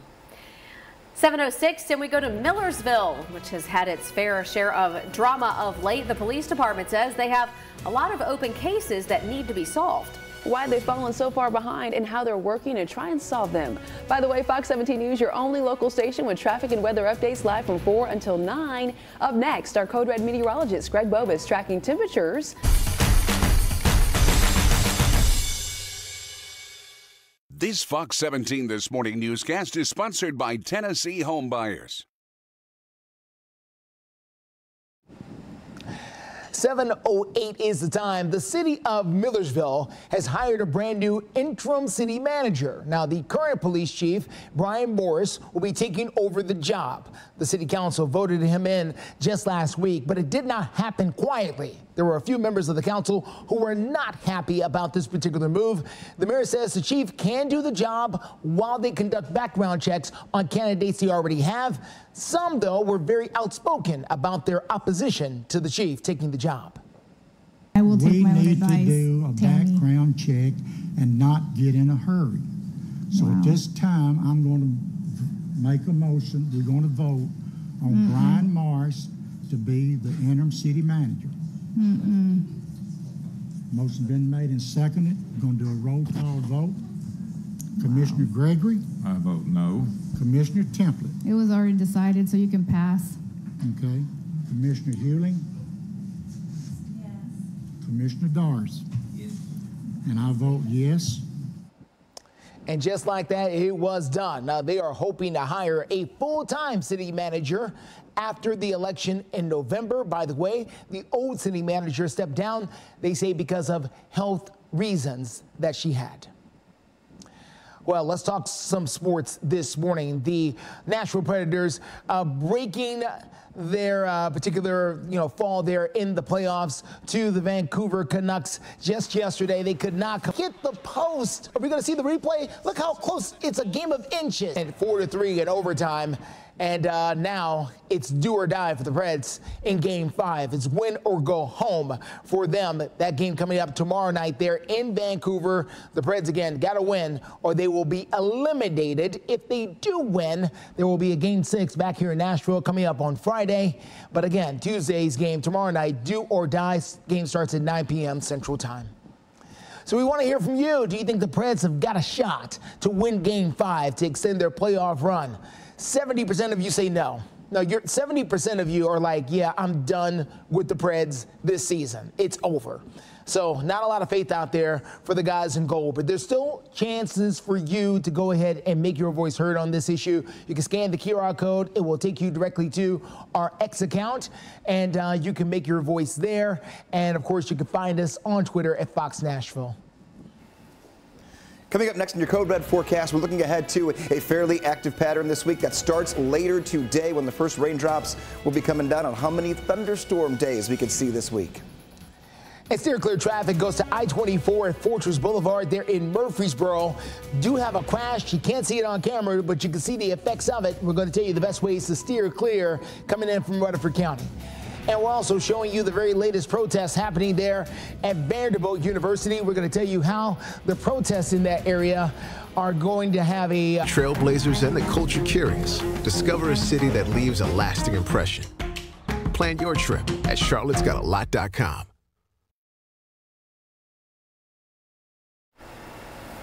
This Monday morning on Fox 17 News Investigates, a Metro School's mother not happy with one elementary school. She claims the school never communicated a serious injury involving her son. Our Fox 17 News investigator Amanda Chin sat down with the mom, has a preview of her upcoming investigation. Good morning, Amanda.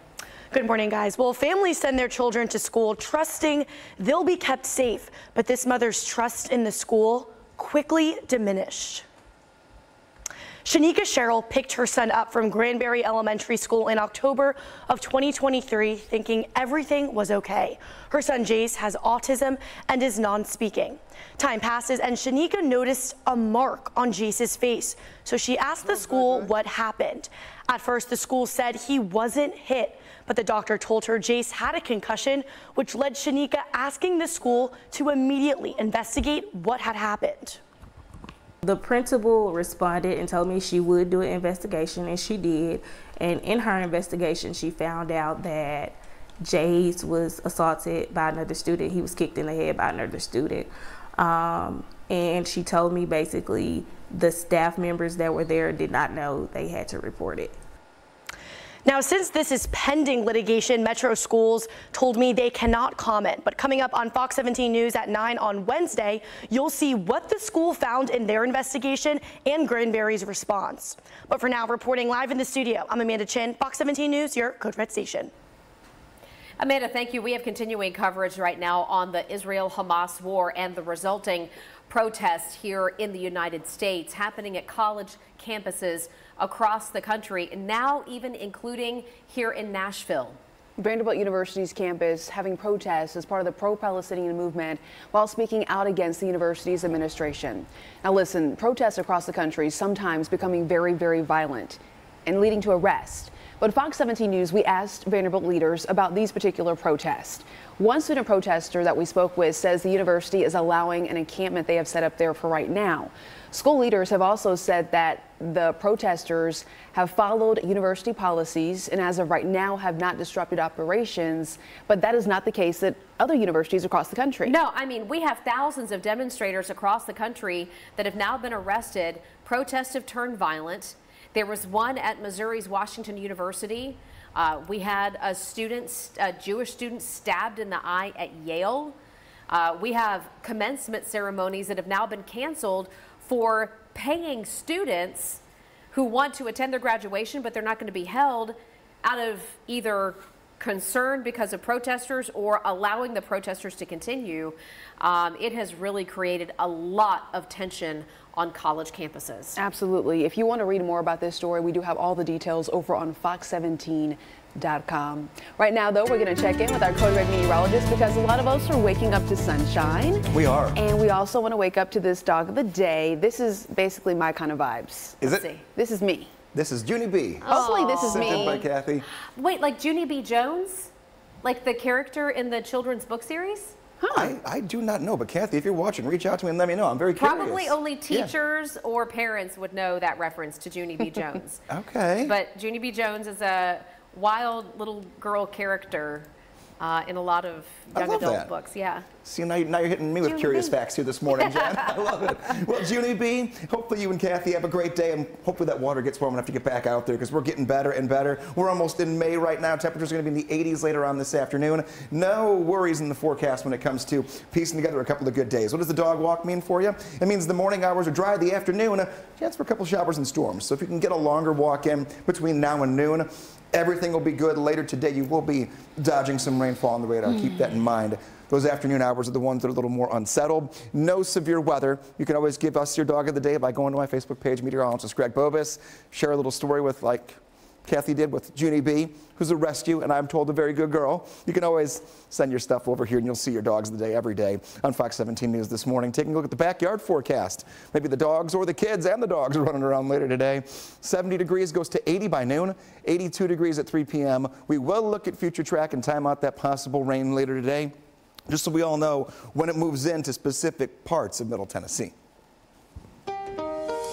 Still clear traffic. We are getting a better look at the big slowdown on I-24 at Fortress Boulevard. This is out in Murfreesboro. We do have a crash very close to 840 that is slowing things up as you make that drive in. So the fire department is there. You got an ambulance there. That is the Tennessee Highway Patrol there as well. A couple of cars on not just this side of the road, but there's other cars on the other side of the road as well that could slow you up. So what you want to do is try to take Highway 41 if you can. That's going to be your best bet right back here to steer clear. By the time you get to 840, there's a little kind of what's the word I'm looking for? An overpass. There's an overpass here that you can take. Get on. There's a ramp that you can get on to 840 from here. Take that over to I-24 and jump on. Everything before that, though, it's going to be a big backup in that area. So please watch out for that. We will continue to follow things with your traffic coming up in the next few minutes. Still to come here on Fox 17 News this morning, new information coming from Florida regarding that state's abortion ban. And more protests right here in Nashville, this time spearheaded by another option. One dose quickly stops migraine in its tracks. Treat it anytime, anywhere, without worrying where you are or if it's too late. Do not take with strong CYP3A4 inhibitors. Allergic reactions to Ubrelvy can happen. Most common side effects were nausea and sleepiness. Migraine pain relief starts with you. Ask about Ubrelvy. Learn how AbbVie could help you save. 7:23 is the time, and right now, Fox 17 News, we are updating some more breaking news from Florida. Florida's 6-week abortion ban is set to take effect on Wednesday, this Wednesday. The new law overrides the state's current 15-week ban. This will likely impact thousands of women in and out of the state seeking abortion care. And there's still the possibility that restriction could change come November. An amendment to protect the right to an abortion up to the point of viability is on the 2024 election ballot. Erica, thank you. We will see whether that change there in Florida could have trickle-down impacts to states across the country. Right now, let's get you updated on some local headlines. We have 3 firefighters currently being treated after they got hurt responding to this fire at a tire shop in Clarksville. Dash 10 media footage showing that fire there at the wheel shop just off of Wilma Rudolph Boulevard there in Clarksville. So far, there's no word yet on the cause of this particular blaze. We will continue to learn more information. As soon as we get it, we'll pass it along to you. So right now, 7:24, tracking our next weather maker. It is arriving later today, and it's going to come in the form of showers and weaker thunderstorms that do not have any severe weather implications, but definitely could be a slowdown to the end of your day if you have any outdoor plans or just trying to drive around. We'll take a look at it. More showers very early on Tuesday. I believe the second half of the day looks good. Wednesday is our one dry day of the week. Pretty active, but no washouts in the forecast. There'll be good chunks of each day where there's no rain on the radar. Let's tackle today. Here's 1 p.m. Showers and storms begin to move into our western counties. They'll begin to break up a little bit. Here's 2 o'clock into 3, 4, and 5. That's around the time frame we start seeing things happening in the Nashville area. Then we pull toward the Cumberland Plateau a little after 5 p.m. and we'll have some lingering showers and weaker storms once the first initial batch starts. But none of them are, again, going to have any severe weather. We're talking about the possibility of 1.5 inches of rain, though, today into tonight. So we're going to have wet pavement tomorrow morning and track a couple of lingering lighter rain showers to kick off your Tuesday. Temperatures will be in the 80s the next 7 days. You're waking up right now in the 60s. Steer clear traffic taking us to the west side of town. Let's go to I-40 at 46th Avenue.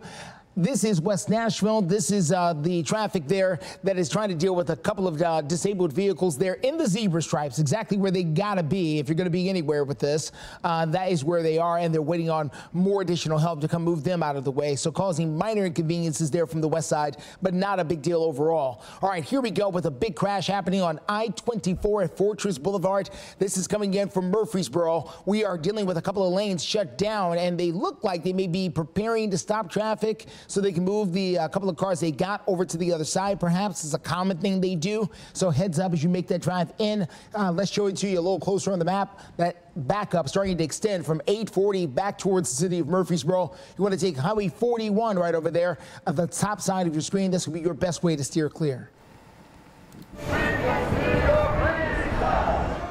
The chant from protesters here in Nashville, that was, quote, "We can see your greedy side."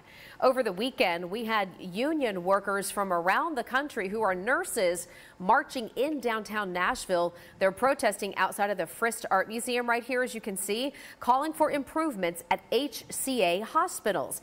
Now, HCA was co-founded right here in Nashville by Dr. Thomas Frist.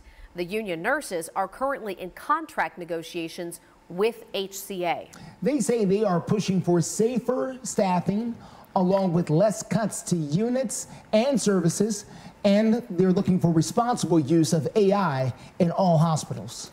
The Frist family, by the way, a major shareholder in HCA, one of the largest for-profit healthcare companies in the nation. Fox 17 News has reached out to HCA for a comment on the nurses' demands. So far, we have not heard back. Well, lawmakers are working to protect children from 100 Tradesman Crew Cab, or get 10% below MSRP on the 2024 Ram 1500 Bighorn Crew Cab. This Fox 17 This Morning newscast is sponsored by the Rocky McElhaney Law Firm. You're watching Fox 17 News This Morning, your Code Red station. Now on Fox 17 News this Monday morning, we have continuing coverage on repeat offenders. Karen Aguilar sharing the story. Waking up this morning to sunshine and 60s already, but within 6 hours from now, our next batch of showers and thunderstorms begins to arrive. We'll track it into and out of Middle Tennessee in your forecast. Steer clear traffic takes us to I-40 at 46th Avenue in West Nashville. Bit of a crash there on the shoulder of the road, and that zebra stripes are going to tell you the best ways to steer clear. Thank you so much for joining us here on a Monday morning for Fox 17 News. I'm Erica Glover. And I'm Jennifer Waddell. Glad to be your live local news source through 9 a.m. Today is April 29th, and today notes the day that a 13-year-old girl disappeared from her East Nashville neighborhood. This is the story of Tabitha Tutors vanishing on the way to her bus stop on April 29th of 2003. She hasn't been seen or heard from since then. The TBI is offering a reward still to this day of up to $50,000 for any information that leads to her or the person responsible for her disappearance. So if you have any information on this Tabitha Tutors case, you're asked to call the field office for the FBI in Memphis. You can also submit a tip online at tips.fbi.gov. And we've got the flyer with all of the contact information, even things like an age progression photo of what Tabitha Tutors would look like today, all these years later. We'll get all this posted for you over at fox17.com, and we'll also be sharing it on our social media pages. We're sharing a case update now, and this case is very disturbing, so I do want to warn you. A convicted felon is back behind bars this morning. This time, Metro Police say he kidnapped and robbed an Amazon delivery worker over in Rutledge Hill. Can you imagine that? No, how frightening. Convicted and sentenced to 6 years in 2022. So why was he back out on the streets 2 years later? That is a crucial question that needs to be answered. Fox 17 News' Karen Aguilar is joining us live this morning and breaking down the facts of this case. Good morning. This is yet another case of a multiple offender that is being accused of committing a violent crime. And here on Ash Street and Ronald Reagan Way, police say the crime happened in the apartment complex that you can see to my left. The suspect has been identified as Carl Jerome Hamilton. Carl Hamilton is accused of attacking an Amazon delivery worker in the mailroom of the apartment on Friday. Police say he then kidnapped the Amazon worker and forced her to withdraw cash from a nearby ATM. Hamilton has been charged with 105 offenses in Nashville since 2007. His most recent arrest was in 2020 for kidnapping and robbery. He was convicted of those crimes in 2022 and sentenced to 6 years. We've contacted the DA's office to try to get to the bottom of why he's out in the streets this early. We're waiting to hear back. Hamilton is due in court tomorrow. Reporting live, Karen Aguilar, Fox 17 News, your Code Red station. 7:33, we're waking up here to sunshine and 60s, but that's not going to last all day. A weather maker going to move in. It's not a cause for concern when we're worried about strong storms, severe weather. That's not going to be the case, but some decent rainfall and some thunder and lightning will be accompanied with this as it does start to move in. This is the beginning of a week where multiple days we'll have some thunderstorms. None of them a complete washout, but absolutely all of them going to be warm. When we're not getting the rain, nice periods of time to get outside. PM storms for us today. All clear when it comes to all of our code red potential threats. Not the case for a lot of our neighbors to the west over the weekend. Out in the Plain States and Midwest, it was not easy. And now our friends down toward the Gulf Shore are having some issues here when it comes to just the entire Gulf Coast that could end up dealing with some strong to severe storms later today. What does that mean back home? We're dry right now. We have a little bit of a breeze that will develop, so expect a fairly windy day. 66 degrees, turns cloudier, goes to the lower 80s later on this afternoon. We've got to time it out, though, for you. The 7-day forecast, no big surprises when it comes to your daily temperatures and your nighttime temperatures, but I've got to look at future track. We're going to work it into west middle Tennessee first, bring that storm system through Nashville, and then see when it gets to the plateau coming up in a few minutes. Steer clear traffic at I-40. At 46th Avenue, this is over on the west side this morning. Traffic moving there despite the fact we do have a crash in the zebra stripe, so heads up as you make that drive in from Bellevue, Kingston Springs, places like that. This is going to be part of your drive. You're going to go right past this. May cause minor delays. People slow down to look at it, but other than that, you're good to go. Here is that drive at I-24 at Fortress Boulevard in the Murfreesboro area. As you approach 840, we do have the emergency crews in that area still. Tow truck has arrived to try to get those trucks out of the way. Here comes TDOT now with that big arrow asking everyone to move over a little bit. You want to take Highway 41 is the best way to steer it clear. Here are your drive times, and all of them elevated. 77 minutes in from Clarksville, 75 minutes, hour and 15 coming in from Murfreesboro, 46 now coming in from Hendersonville. Justin, thank you. We're getting some more updates this Monday morning about a crash that happened over the weekend. We do understand it was Sunday afternoon. It took place over on Bradley Parkway right near Dickerson Pike. According to the police investigation that we've had a chance to look at, also along with eyewitnesses, the driver of a 2019 Infiniti, and we can actually see pictures of the crash site here behind us, but the driver of that Infiniti was on Bradley Parkway approaching an on-ramp, and that's when police say 77-year-old Donald Armstrong, who was on the motorcycle, hit the side of that Infiniti, and then Armstrong was thrown from the bike and later died right there at the scene of the crash. If you want to read more about this story as we get some more details, go to fox17.com. State politics right now. Tennessee Governor Bill Lee could soon sign a bill that would require social media companies to verify the age of their users and then require minors to get their parents' permission to be on that site. I'm curious what parents have to say about this. The bill applies to both current and future account holders. It passed in the House and Senate last week. In addition to getting a parent's consent, though, the platform has to provide parents with a way to go ahead and supervise the account as well. And if companies do not comply, they then open themselves up to a lawsuit by Tennessee's Attorney General. The bill passed before the legislative session ended just last week and is still awaiting, though, Governor Bill Lee's signature. And by the way, just a quick reminder, you know, if the governor doesn't sign off on that or any legislation that's already been passed, it will automatically go into law within, I believe it's 10 days. So we'll monitor that for you. Plus, at 7:37 right now, we have an update on the 7th person now charged. End of the month sale going on now at all 3 Lazy Boy locations. This Fox 17 This Morning newscast is sponsored by Ponce Law.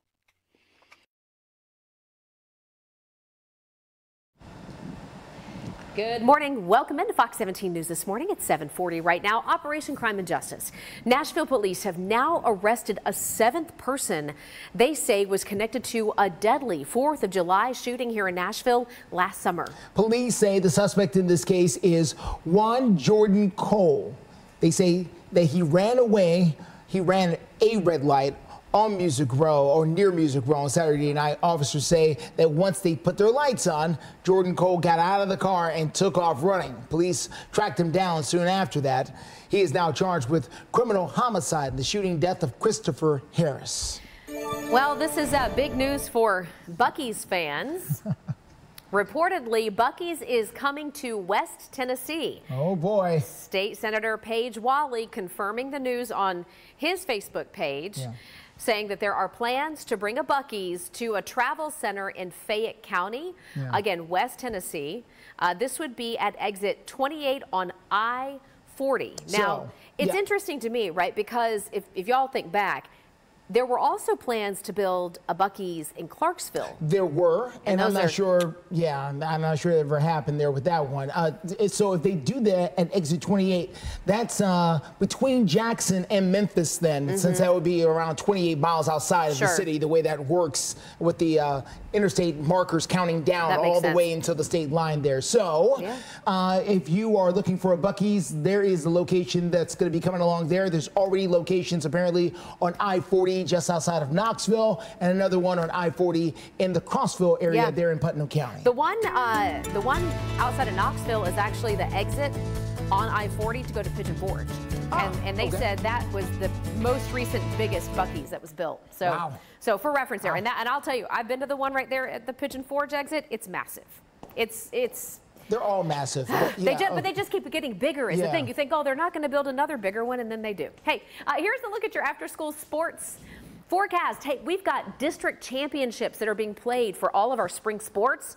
So think soccer, softball, baseball, track, lacrosse, and whatnot. So for those of you who have after-school sports today, just know going to be a little iffy. I know we've got a baseball game that they're talking about moving up so that we can avoid afternoon storms. That might be something you need to consider for today. 5 o'clock, 81, 78 by 7, 72 by 9, and you can see it. All right, let's check in with your steer clear traffic. Let's get you to I-24 at Fortress Boulevard there in Murfreesboro. We are dealing with a crash. TDOT is on the scene there, trying to make sure that all the traffic moves over there in that particular area. So far, it is causing some slowdowns as you make that drive in. As a matter of fact, we'll show it to you now. There's that crash on I-24 again, right before 840. You want to take Highway 41 over there. That's going to be your best bet to try and steer clear. Right now at 7:43, want to let you know today's the day for you to win the $100 daily prize in our Mother's Day Trivia Mania contest. Grab your phone right now, scan the QR code that's on your screen for your chance to win the $100 prepaid debit card. You will scan the code, it'll give you a link, tap the link, register, answer the question right, and you could win today. Plus, when you win that daily prize, you're also then eligible for the weekly $5,000 drawing. So scan the code and keep it here at Fox 17 News this morning, where you'll have daily chances to win. Well, coming up, we've got the very latest in the search effort for Sebastian Rogers. We're going to tell you why his friends and family say they and the insurance company are not concerned with the victim. I was worried about being able to pay my bills. I enjoyed you representing me because I knew I had to have the best. In Operation Crime and Justice this Monday morning, Clarksville police say one man was killed in a shooting. It happened inside the Smooth's Bar and Grill over the weekend. Officers tell us when they got there, they found a man who had been shot in the stomach in the restaurant. That person died at the hospital. Investigators have not released his name yet. There are also no arrests that have been made at this point. As soon as we get an update from police, we'll be sure to let you know. Also a very sad update here. A runner in the St. Jude Rock and Roll running series in Nashville died over the weekend after what they describe as a medical emergency. The Rock and Roll Running Series organizers telling Fox 17 News that a runner was given urgent medical attention by an on-site medical team member Saturday, and they were ultimately rushed to the hospital and later died. Organizers are now giving their sympathies to the runner's family. A cause of death, though, has not been released as of right now. Well, this Monday morning, there are several approved pieces of legislation that are sitting on Governor Lee's desk awaiting his signature. One of them is a bill that would expand death penalty crimes here in Tennessee. Fox 17 News' Peyton Muse is joining us in the studio with an update. Good morning, Jen and Erica. Now, this bill allows prosecutors to go after the death penalty when it comes to heinous crimes against children, like sexual assault of a child under the age of 12. The person convicted would also have to be 18 years or older. Supporters say this would act as a deterrent, while critics say it might make it harder for victims to come forward, especially if it's a loved one. Republican Representative William Lamberth disagrees, reading a letter from a victim. Since he was my grandfather, I would agree to the death penalty even for him. He molested many generations, and this needs to stop. It doesn't help them heal, and it also doesn't ensure that folks come forward. We can do the same thing by other means. There is no need to take this step. Of course, child rape is horrifying. No one should have to endure it. Now, Governor Lee has 10 days to sign the bill, veto the bill, or if there's no signature, the bill becomes law. Stick with us both on air and online, and we'll let you know the governor's move on this bill. In studio, Peyton Muse, Fox 17 News, your Code Red station. Peyton, thank you. We do want to check in now with the forecast. Jen, you mentioned earlier that there are a lot of sports, after-school activities that are taking place. Yeah, I mean, it's just that time of year, Greg, where we've got championships that are being played for districts, kids that are going to go to regionals for all different sports, and I know there are waiting with bated breath on your forecast.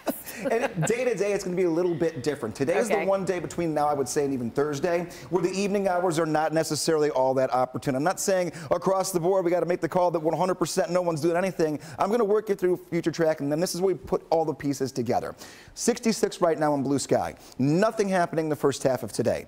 Lunchtime, the clouds begin to pick up a little bit for us here, and then our first raindrops begin to fall in our western tier of counties. Nashville itself, all the way through 1 p.m., we're still dry, up to 80 degrees by the time we get there. Right side of your screen, we're already in the 60s. A little breeze moves in as that rain gets closer to us as well, so windy and warm. Right now, no problems. Let's look at future track and time this as it does move in. So many things after school for us here that it depends where you live. 1 p.m., showers and storms begin to move into our western counties. No severe weather. This has slowed down in the last hour.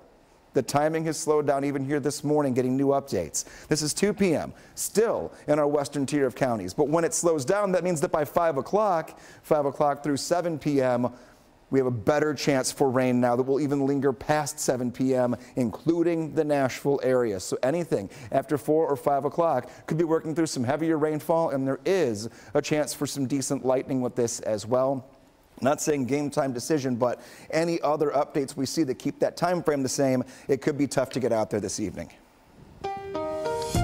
All right, everyone, steer clear traffic. Let's get you to the very latest happening on I-24 involving that crash there along Fortress Boulevard.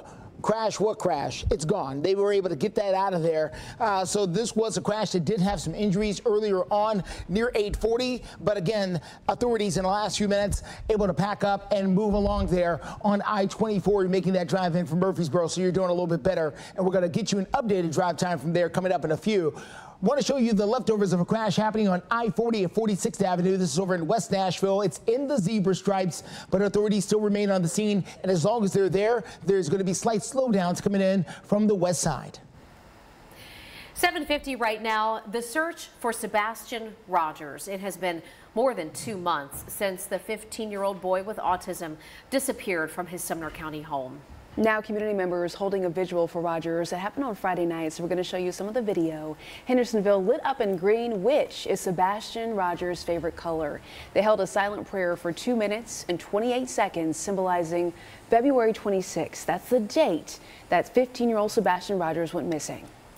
The goal is to make sure that Sebastian's name gets around. I've talked to some of my neighbors who don't watch the news. They do not have social media, and we were a month in and they didn't know that Sebastian was missing. So it is very important to just continue to get his name out. And all right, so you can hear from the vigil organizer there. TBI says that multiple large-scale searches have taken place with local, state, and federal law enforcement officials. And listen, we know that. We've been out there. We've seen Sumner County. We've seen the TBI. We've seen crews from across the mid-state looking for Sebastian. But to date, there have been no sightings of Sebastian. No clues as to what happened to him. They even told us at the beginning of the search that even their canines could not pick up a scent for Sebastian outside of the home. So what happened to him? Well, that's what everybody wants to know. We do know that his biological father has hired his own private investigators and continues to do ground searches with volunteer groups regularly. We always want to mention, to catch up on our previous coverage, go to fox17.com and search Sebastian Rogers. Well, Fox 17 News investigates a very alarming trend. We're talking about violent criminals that are out on bond, that are recommitting crimes and then going back on the streets. Right, and so this is part of our Fox 17 News investigative series with Dennis Ferrier, where he takes a look at lawmakers who are now sounding the alarm here, targeting bond issues, working to try to change something. We're going to give the tools to the judiciary that they need to be able to hold folks accountable and keep our community safe. And then we're going to watch real closely to make sure that they actually do that. So between this session and next session, we expect to see violent crime go down in Tennessee. We expect to see our judges hold these repeat violent felons accountable. Fox 17 News' Dennis Ferrier continuing his investigation into this public safety crisis tonight on Fox 17 News at 9. What some people would call one of the greatest athletes of our time is calling it quits. More on why one of the biggest names in women's basketball is stepping off the court. And thank you so much for waking up with us here on a Monday morning for Fox 17 News, your only local station with traffic and weather updates live from Fort.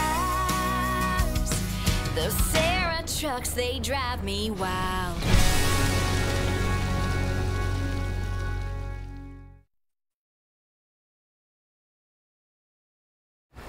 Let's talk about sports. Former Lady Vols star and three-time WNBA champion Candace Parker is officially calling it a career. Yeah, she was one of the best of the best. Parker announcing just yesterday that she's now retiring. She spent 16 seasons in the WNBA. She played for the LA Sparks, the Chicago Sky, and the Las Vegas Aces. Widely considered to be one of the greatest players in women's basketball and one of the best to have played for the Lady Vols. Oh yeah, she led Tennessee to national championships both in 2007 and 2008. Continuing our sports coverage now, a busy weekend here in Nashville where the Nashville Cats made their comeback. After a 16-year hiatus, the Cats are now back in Music City, and they played in the revamped Arena Football League, hosting the Minnesota Myth over the weekend, where the Cats put on a show. They beat the Myth 47-12. Go Cats. Yeah, they're Go going to be Cats. on the road this week when they head to New York to face the Albany Firebirds Thursday. All right, well, we talked about the Cats, and we now have to talk about the dogs.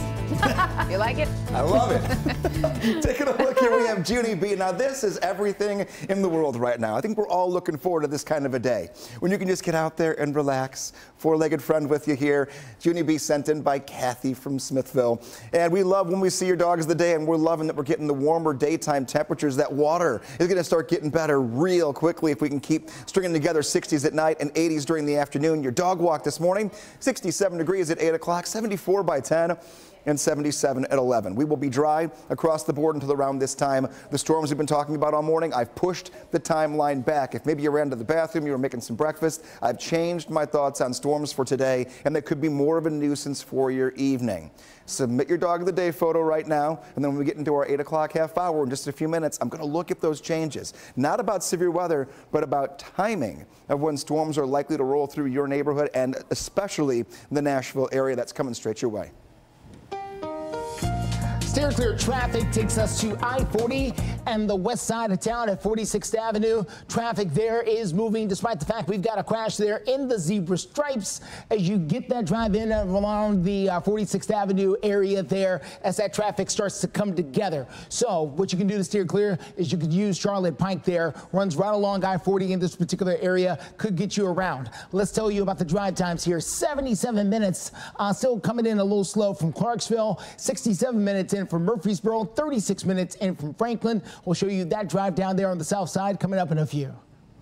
Justin, thank you. It is 7:59. Let's head over to the website this morning. I'm curious to see what's trending right now. This is one of the top trending stories at fox17.com. The Titans add size, speed as they use 5 of their 7 NFL draft picks to boost the defense. If you want to dig more into the newest members of our roster, find out who's going to be playing where, head to fox17.com right now and just search up Titans. You'll find this story. Agility. Stay with us. 8 o'clock hour is starting right now. You're watching Fox 17 News This Morning, your Code Red station. Now on Fox 17 News this Monday morning, convicted felons being re-released and committing crimes again. The latest on our continuing coverage of repeat offenders in a couple of minutes. And brand new waking up here in just the last hour, I have changed the timing of incoming thunderstorms for later today. The newest updates you need before you hit the road. Steer clear traffic takes us down to Franklin, 65 at Boers Lane, all clear here, but we do have a crash near Charlotte and downtown. We'll take you there. All right, Justin, thanks. And good morning to you. Thanks for starting your day with us right here on Fox 17 News. I'm Jennifer Waddell. And I'm Erica Glover. Fox 17 News, quick reminder here is your only local news source from 7 to 9. And we do want to get started right now with a breaking news update. We are working to learn more about a crash that shut down this area, all eastbound lanes of I-24 for hours. It happened near Bradley Parkway just before midnight. TDOT has confirmed this was a one-car crash and one person is dead. All of those lanes reopened around 5 o'clock this morning, so no concern here right now in traffic. We will update you, though, as we learn more about, for example, what caused this crash and who died as a result. Keep it here for the next hour for those updates. We also have new information this morning. The body of a man who went missing over on Percy Priest Lake has been recovered. Emergency crews pulling the body of Harold Tomlinson from the water Sunday morning. Just so sad because he was trying to save someone else when this happened. Metro Police say Tomlinson went into the water from his rented pontoon boat right near Goose Island, and he was trying to help another person who was a part of his group from drifting away. And when he jumped in the water to try to get to that person, he then started to struggle himself and drowned. The investigation continues here this morning. In Operation Crime and Justice, Metro Police, they are searching for the suspects of a murder that happened over the weekend. They tell us that Francisco Almazan Rojas was found dead in William Pitts Park. That's over in Antioch. This was Sunday morning. Yeah, and they tell us his red pickup truck is missing. So if you have any information about the death or the location of that truck, you're asked to call Crime Stoppers. A convicted felon is back behind bars now. This time, Metro Police say he kidnapped and robbed an Amazon delivery worker over in Rutledge Hill. The man's record, so his previous criminal rap sheet, shows that he was convicted and sentenced to 6 years in prison in 2022. So why is he out on the streets 2 years later and now connected to another serious crime? Fox 17 News reporter Karen Aguilar working to get us some answers right now. Yeah, that's right. We are working to get those answers, especially for multiple offenders who are accused of committing violent crimes. Now, for this specific crime, police say that a woman walked in here to deliver an Amazon package on Friday to this apartment complex here on Ronald Reagan Way when she was raped, then kidnapped and robbed. The suspect has been identified as Carl Jerome Hamilton. Carl Hamilton is accused of attacking her in the mailroom of the apartment. Police say he then kidnapped the Amazon worker and forced her to withdraw cash from a nearby ATM. Hamilton has been charged with 105 offenses in Nashville since 2007. His most recent arrest was in 2020 for kidnapping and robbery. He was convicted of those crimes in 2022 and sentenced to 6 years. We've contacted the DA's office to get to the bottom of why Hamilton is out on the streets this early. We're waiting to hear back. Hamilton is due in court tomorrow morning. Reporting live in Nashville, Karen Aguilar, Fox 17 News, your Code Red station. 8:03 and focusing on a brand new update to your forecast here this morning. We're waking up to blue sky and 60s to near 70 degrees. So the morning hours are going to look great. That has not changed. The afternoon, more dry hours. The evening looking rainier, and now that we'll have more hours of sunshine, we could have some storms that linger a little bit longer. We're not really worried about severe weather with any of these when they move in, but definitely could be more of an impact and could have a little more heavy rainfall. We'll look at that. 68 degrees right now. We're getting a little bit of cloud cover, but still tons of sun out there, and we're already seeing our temperatures get up to or right around the 70-degree mark. 66 in Murfreesboro, but 68 in McMinnville, 70 up in Bowling Green, and 68 in Columbia, 83 later on this afternoon. A very nice day. What does this morning weather mean as far as any impacts with your drive times this morning? Weather's not going to be a problem here for you this time around, which is good. So this morning stays dry, a little breezy. Temps in the 50s and 60s. Umbrella for later. Now it's looking like rain may not arrive in the Nashville area until around 4 to 5 o'clock this evening, and then last into several hours after sunset. We'll look at that on Future Track in about 10 minutes. Steer clear traffic takes us to the West Loop this morning. This is going to be I-40 at Charlotte Avenue there on the west side of town. There is two sides of this crash. The side of the crash where you need to be concerned is this side here that is coming away from downtown. So if you were coming on this loop side of the loop here, going towards Metro Center, say, leaving downtown, trying to go up towards Metro Center or Jefferson Street, that's where the crash is right there. If you're coming into town from those locations, you're doing okay, just typical slowdowns there on that West Loop. We'll continue to follow this and other things happening around town, including the flatbed truck pulling up to take care of that crash on 40 at 46th Avenue on the west side. I about threw up, literally. I mean, the storage people were with me and one of my employees, and they said I turned out like as white as a ghost, and I literally thought I was going to throw up. Well, in Operation Crime and Justice, we're going to hear more from a business owner. You just heard there, Metro Police still trying to track down the suspects accused of stealing nearly $50,000 in new ski jackets from Neptune Diving and Ski. Now, Neptune Diving and Ski, their store location is not far from the Nations, okay? But they had been keeping a lot of their inventory in a storage facility. So the pictures you're looking at here, according to the owner, Chris Salisbury, who owns Neptune, she says the two guys you see here broke into her storage facility and stole thousands of dollars worth of these ski coats. These are coats that you would see on their company website. They have owned this business for years, and this is a major loss. She's still trying to figure out how she's going to recover from the loss and restock.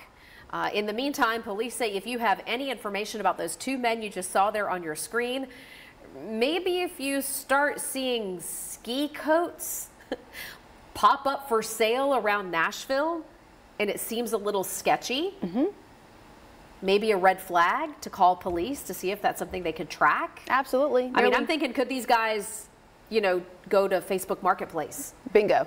Or eBay or something like that, selling ski coats from Nashville here at the end of April, almost May. You never know where it's going to wind up, Yeah. so just be mindful of that. After the break, though, the Millersville Police Department, we do want to share that they say they have lots of open cases that need to be solved, why they've fallen so far behind, and how they're trying to solve them. And right now, you can see a couple different live looks. Top left is the heart of downtown. Or savings. It's just that simple. See the difference when Xander works for you. This Fox 17 This Morning newscast is sponsored by Eurostone.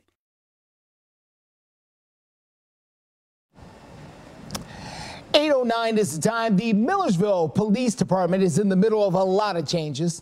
The department says they've had to hire lots of new officers in recent months, and they've pulled them in from all over the mid-state. Now they say they are almost fully staffed, and that should try to help them solve a number of cases that are still open. And some of those cases have been open for years. They simply haven't had detectives to look into them until now. Absolutely have to have. We have 2 full-time detectives now, which we in the past only had 1. We're trying to get our closed cases up from where they're at right now. The past 5 years, we're sitting at about 32%, which is pitiful. So we're trying to get that up a lot with the addition of the extra detective and the new detective. Pitiful is what the police chief is calling it. Now, just before the police chief stood in front of the council to say that, the council voted him as the brand new interim city manager. They're hoping to hire a full-time city manager at some point after the November election. Well, let's talk about some sports. The Nashville Predators looking for a big dub, and they came up really short in heartbreaking fashion to the Vancouver Canucks. Get another look here. You can see it for yourself. This was going to put it away, and they win it 4-3 in heartbreaking fashion. If you're a Preds fan, that is, there at Bridgestone Arena. So what is next for the Predators? Well, tomorrow, Game 5 back in Vancouver. It's a must-win for the Preds, or else they will be eliminated in the playoffs. If they do win that game, there will be a Game 6 back here in Smashville coming up on Friday. But Tuesday's game, do or die, it starts at 9 p.m. Central Time. So we want to hear from you. Okay, the Fang fingers are sharp. The people still have faith, right?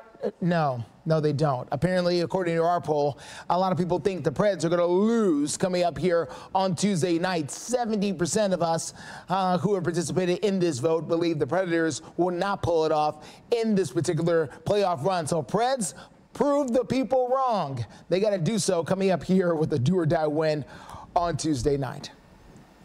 And coming up next in your Code Red forecast, showers and storms move in this afternoon. There'll be 4 days out of the next 5 where we have to worry about rain on the radar.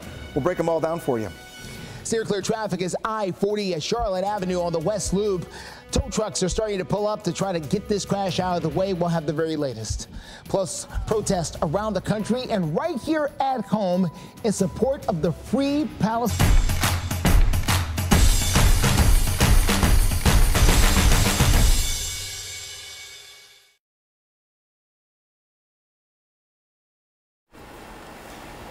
This morning in Fox 17 News Investigates, the Metro School's mother not happy with one elementary school. She claims that school never communicated a serious injury regarding her son.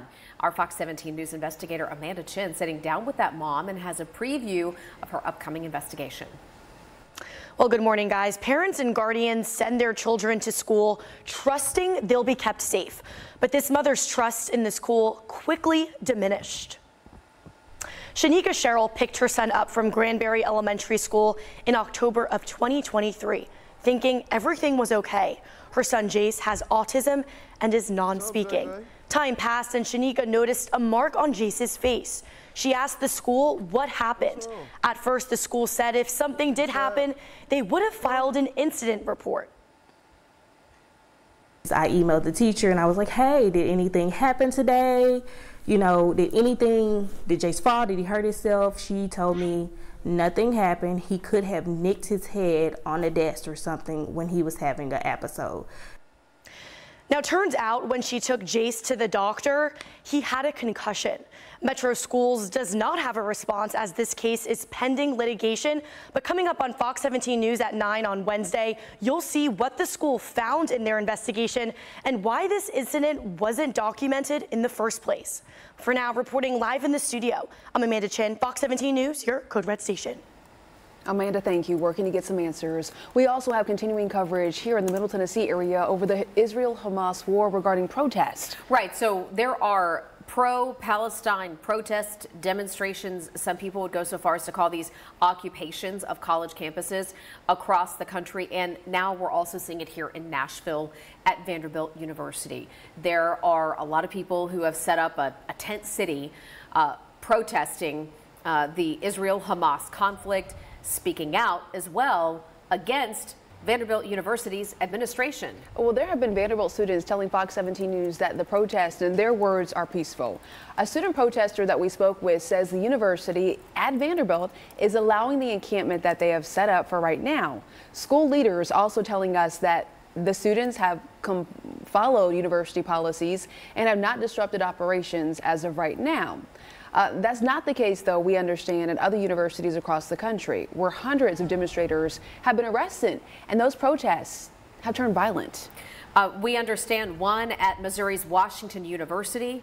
We had a Jewish student at Yale who was stabbed in the eye with a Palestinian flag. We have leaders, including many Republicans, who have denounced these protests as anti-Semitic. Right now, we're going to show you a live look at one of the large protest areas over at George Washington University. This is in the D.C. area.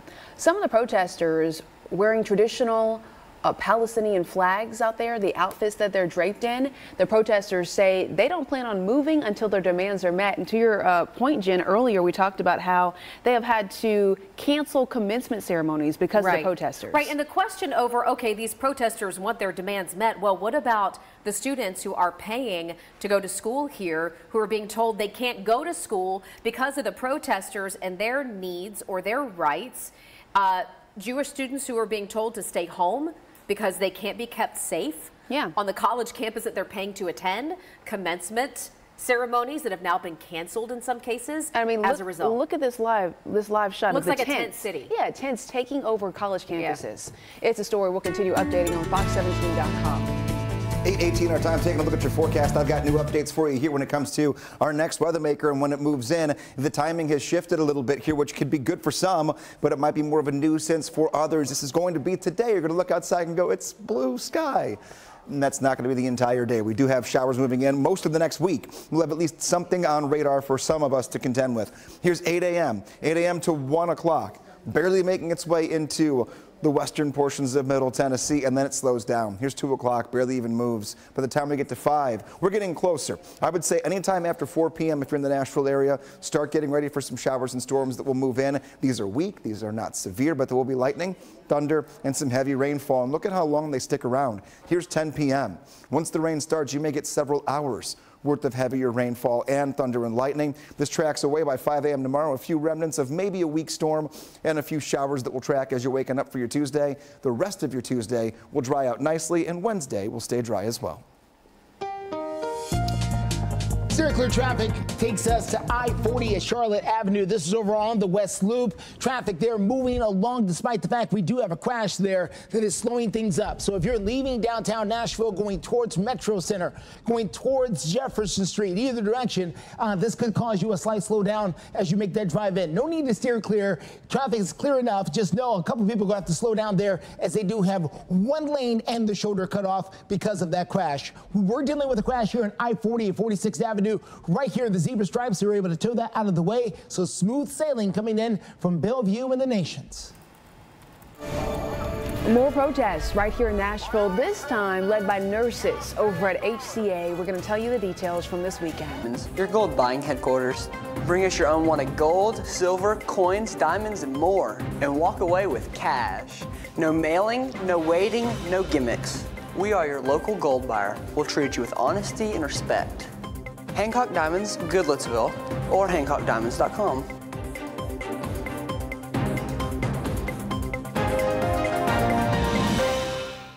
The one thing that stuck in my mind about the Bart Durham commercials is that in your background said former U.S. Marine. You can trust them. I knew when you'd say something to me, I didn't have to wonder if you were telling me the truth.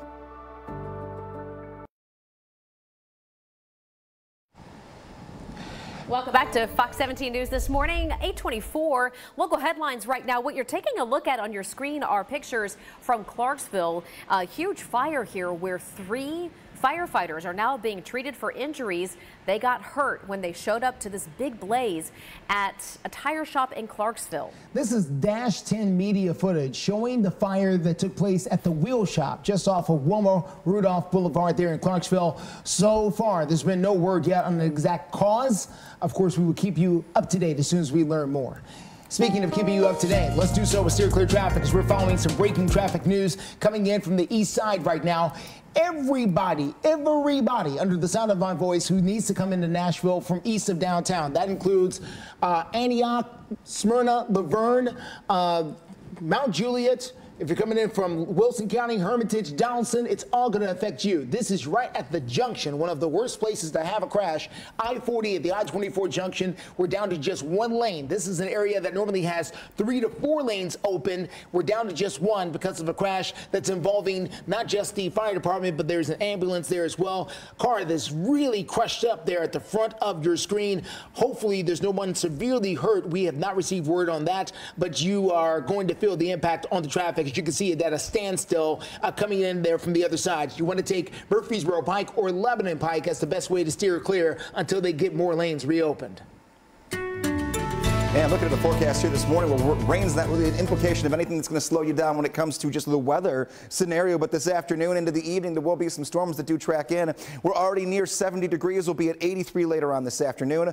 The sun will creep behind some clouds. By the time we get to sunset, downpours and some weaker thunderstorms will be on the radar for a good portion of Middle Tennessee. So what does that mean? Well, it means for this weekend, we've got to keep watching a few more rounds that move in. We had such a very docile forecast last week with not much that happened. This time around, I've only got one completely dry day in the forecast. We'll find that for you as we go into our 8:30 half hour and give you another look at the timing of today's storms.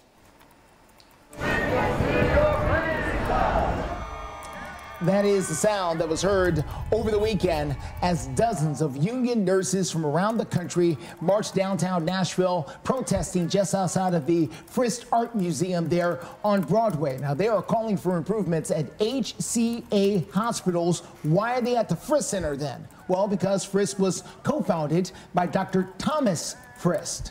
Now, the union nurses are currently in contract negotiations with HCA. Yeah, they tell us that they are pushing for safer staffing, less cuts to the units and services, and they want the responsible use of artificial intelligence in hospitals going forward. Now, Justin just mentioned the Frist family, obviously a major stakeholder in HCA, which is one of the largest for-profit healthcare companies in the nation.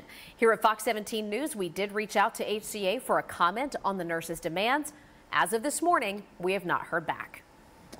Well, lawmakers are working to protect children from social media here in the mid-state, but not everyone is in agreement with this. Coming up, we've got the newest information coming from the state capitol. Impact you. Code Red from Fox 17 News. Alerts, empowers, protects. This Fox 17 This Morning newscast is sponsored by the Rocky McElhaney Law Firm.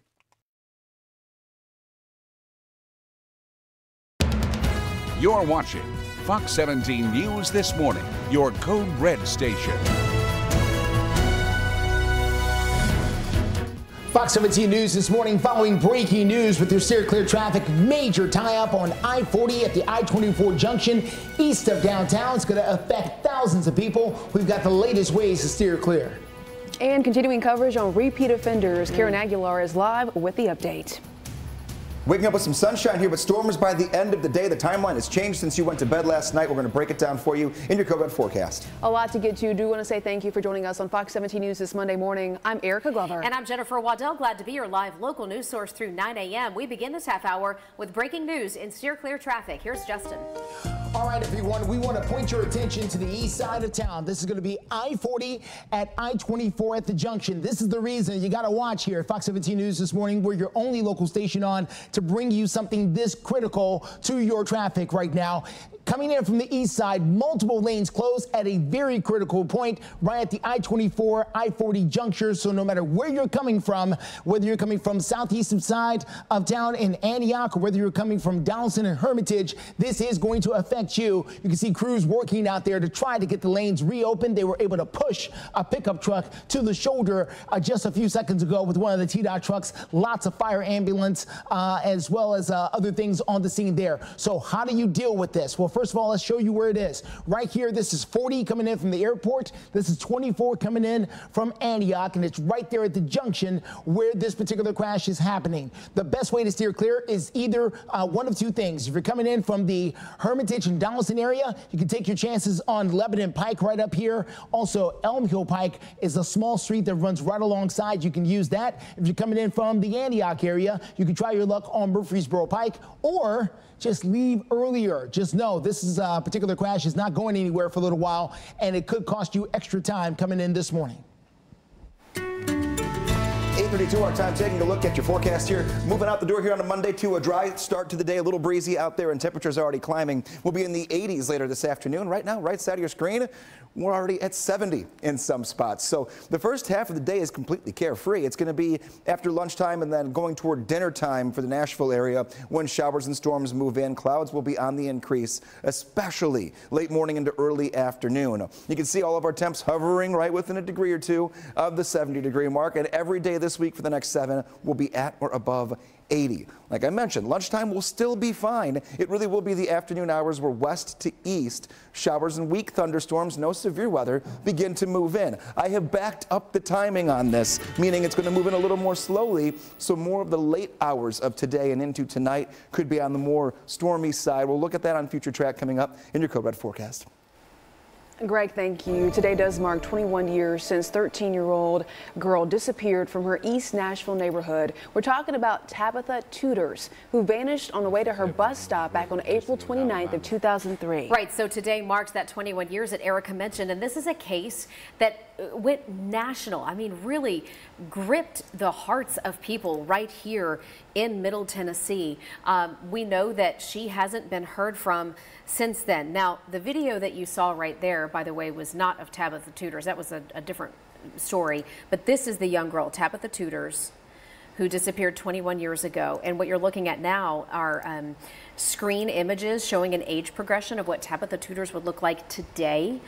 Still never any arrest, no clue as to what happened after she was walking to her bus stop that day. So the FBI just really wanting to bring this back up to the forefront since today marks 21 years and remind you that if there's anything you knew or saw back then here in Nashville, the day that she disappeared, to please reach out to them. Well, a convicted felon is back behind bars this Monday morning. This time, Metro Police say he kidnapped and robbed an Amazon delivery worker over in the Rutledge Hill area. The man has a criminal history that shows he got convicted and sentenced to 6 years in prison in 2022, which would mean he would be there until 2028. So why was he out on the streets? 2 years later, Fox 17 News' Karen Aguilar joins us live, working to answer that question and a lot of others. Good morning. Good morning. According to records, the suspect, Carl Jerome Hamilton, is accused of committing a little over 100 crimes, and working to find out how he's back on the streets so early after that conviction you just mentioned. Hamilton is most recently accused of attacking an Amazon delivery worker in the mailroom of this apartment complex behind me on Ronald Reagan Way on Friday. Police say he then kidnapped the Amazon worker and forced her to withdraw cash from a nearby ATM. Hamilton has been charged with 105 offenses in Nashville since 2007. His most recent arrest was in 2020 for kidnapping and robbery. He was convicted of those crimes in 2022 and sentenced to 6 years. Hamilton is due in court tomorrow morning. Reporting live in Nashville, Karen Aguilar, Fox 17 News, your Code Red station. Karen, thank you. In state politics this Monday morning, Tennessee lawmakers passed a bill last week requiring social media companies to go ahead and verify the age of their users and require minors to get their parents' permission to be on the site in the first place. Sure. So how would this be enforced? That's one of the big questions a lot of parents are asking. Well, the bill we know for sure applies to current and future account holders. And in addition to getting a parent's consent, the platform also is supposed to provide a method for parents to supervise those social media accounts. If companies don't comply, they could be open to a lawsuit from our Attorney General of Tennessee. The bill passed before the legislative session ended last week. It is still waiting on the governor's signature. The governor could do one of a few things. He could either sign it into law, he could veto it, or he could do nothing. Correct. And if he does nothing, it then would automatically become law within 10 days. Well, coming up on Fox 17 News. Cracks and traps excess moisture, eliminating musty odors. This Fox 17 This Morning newscast is sponsored by Ponce Law.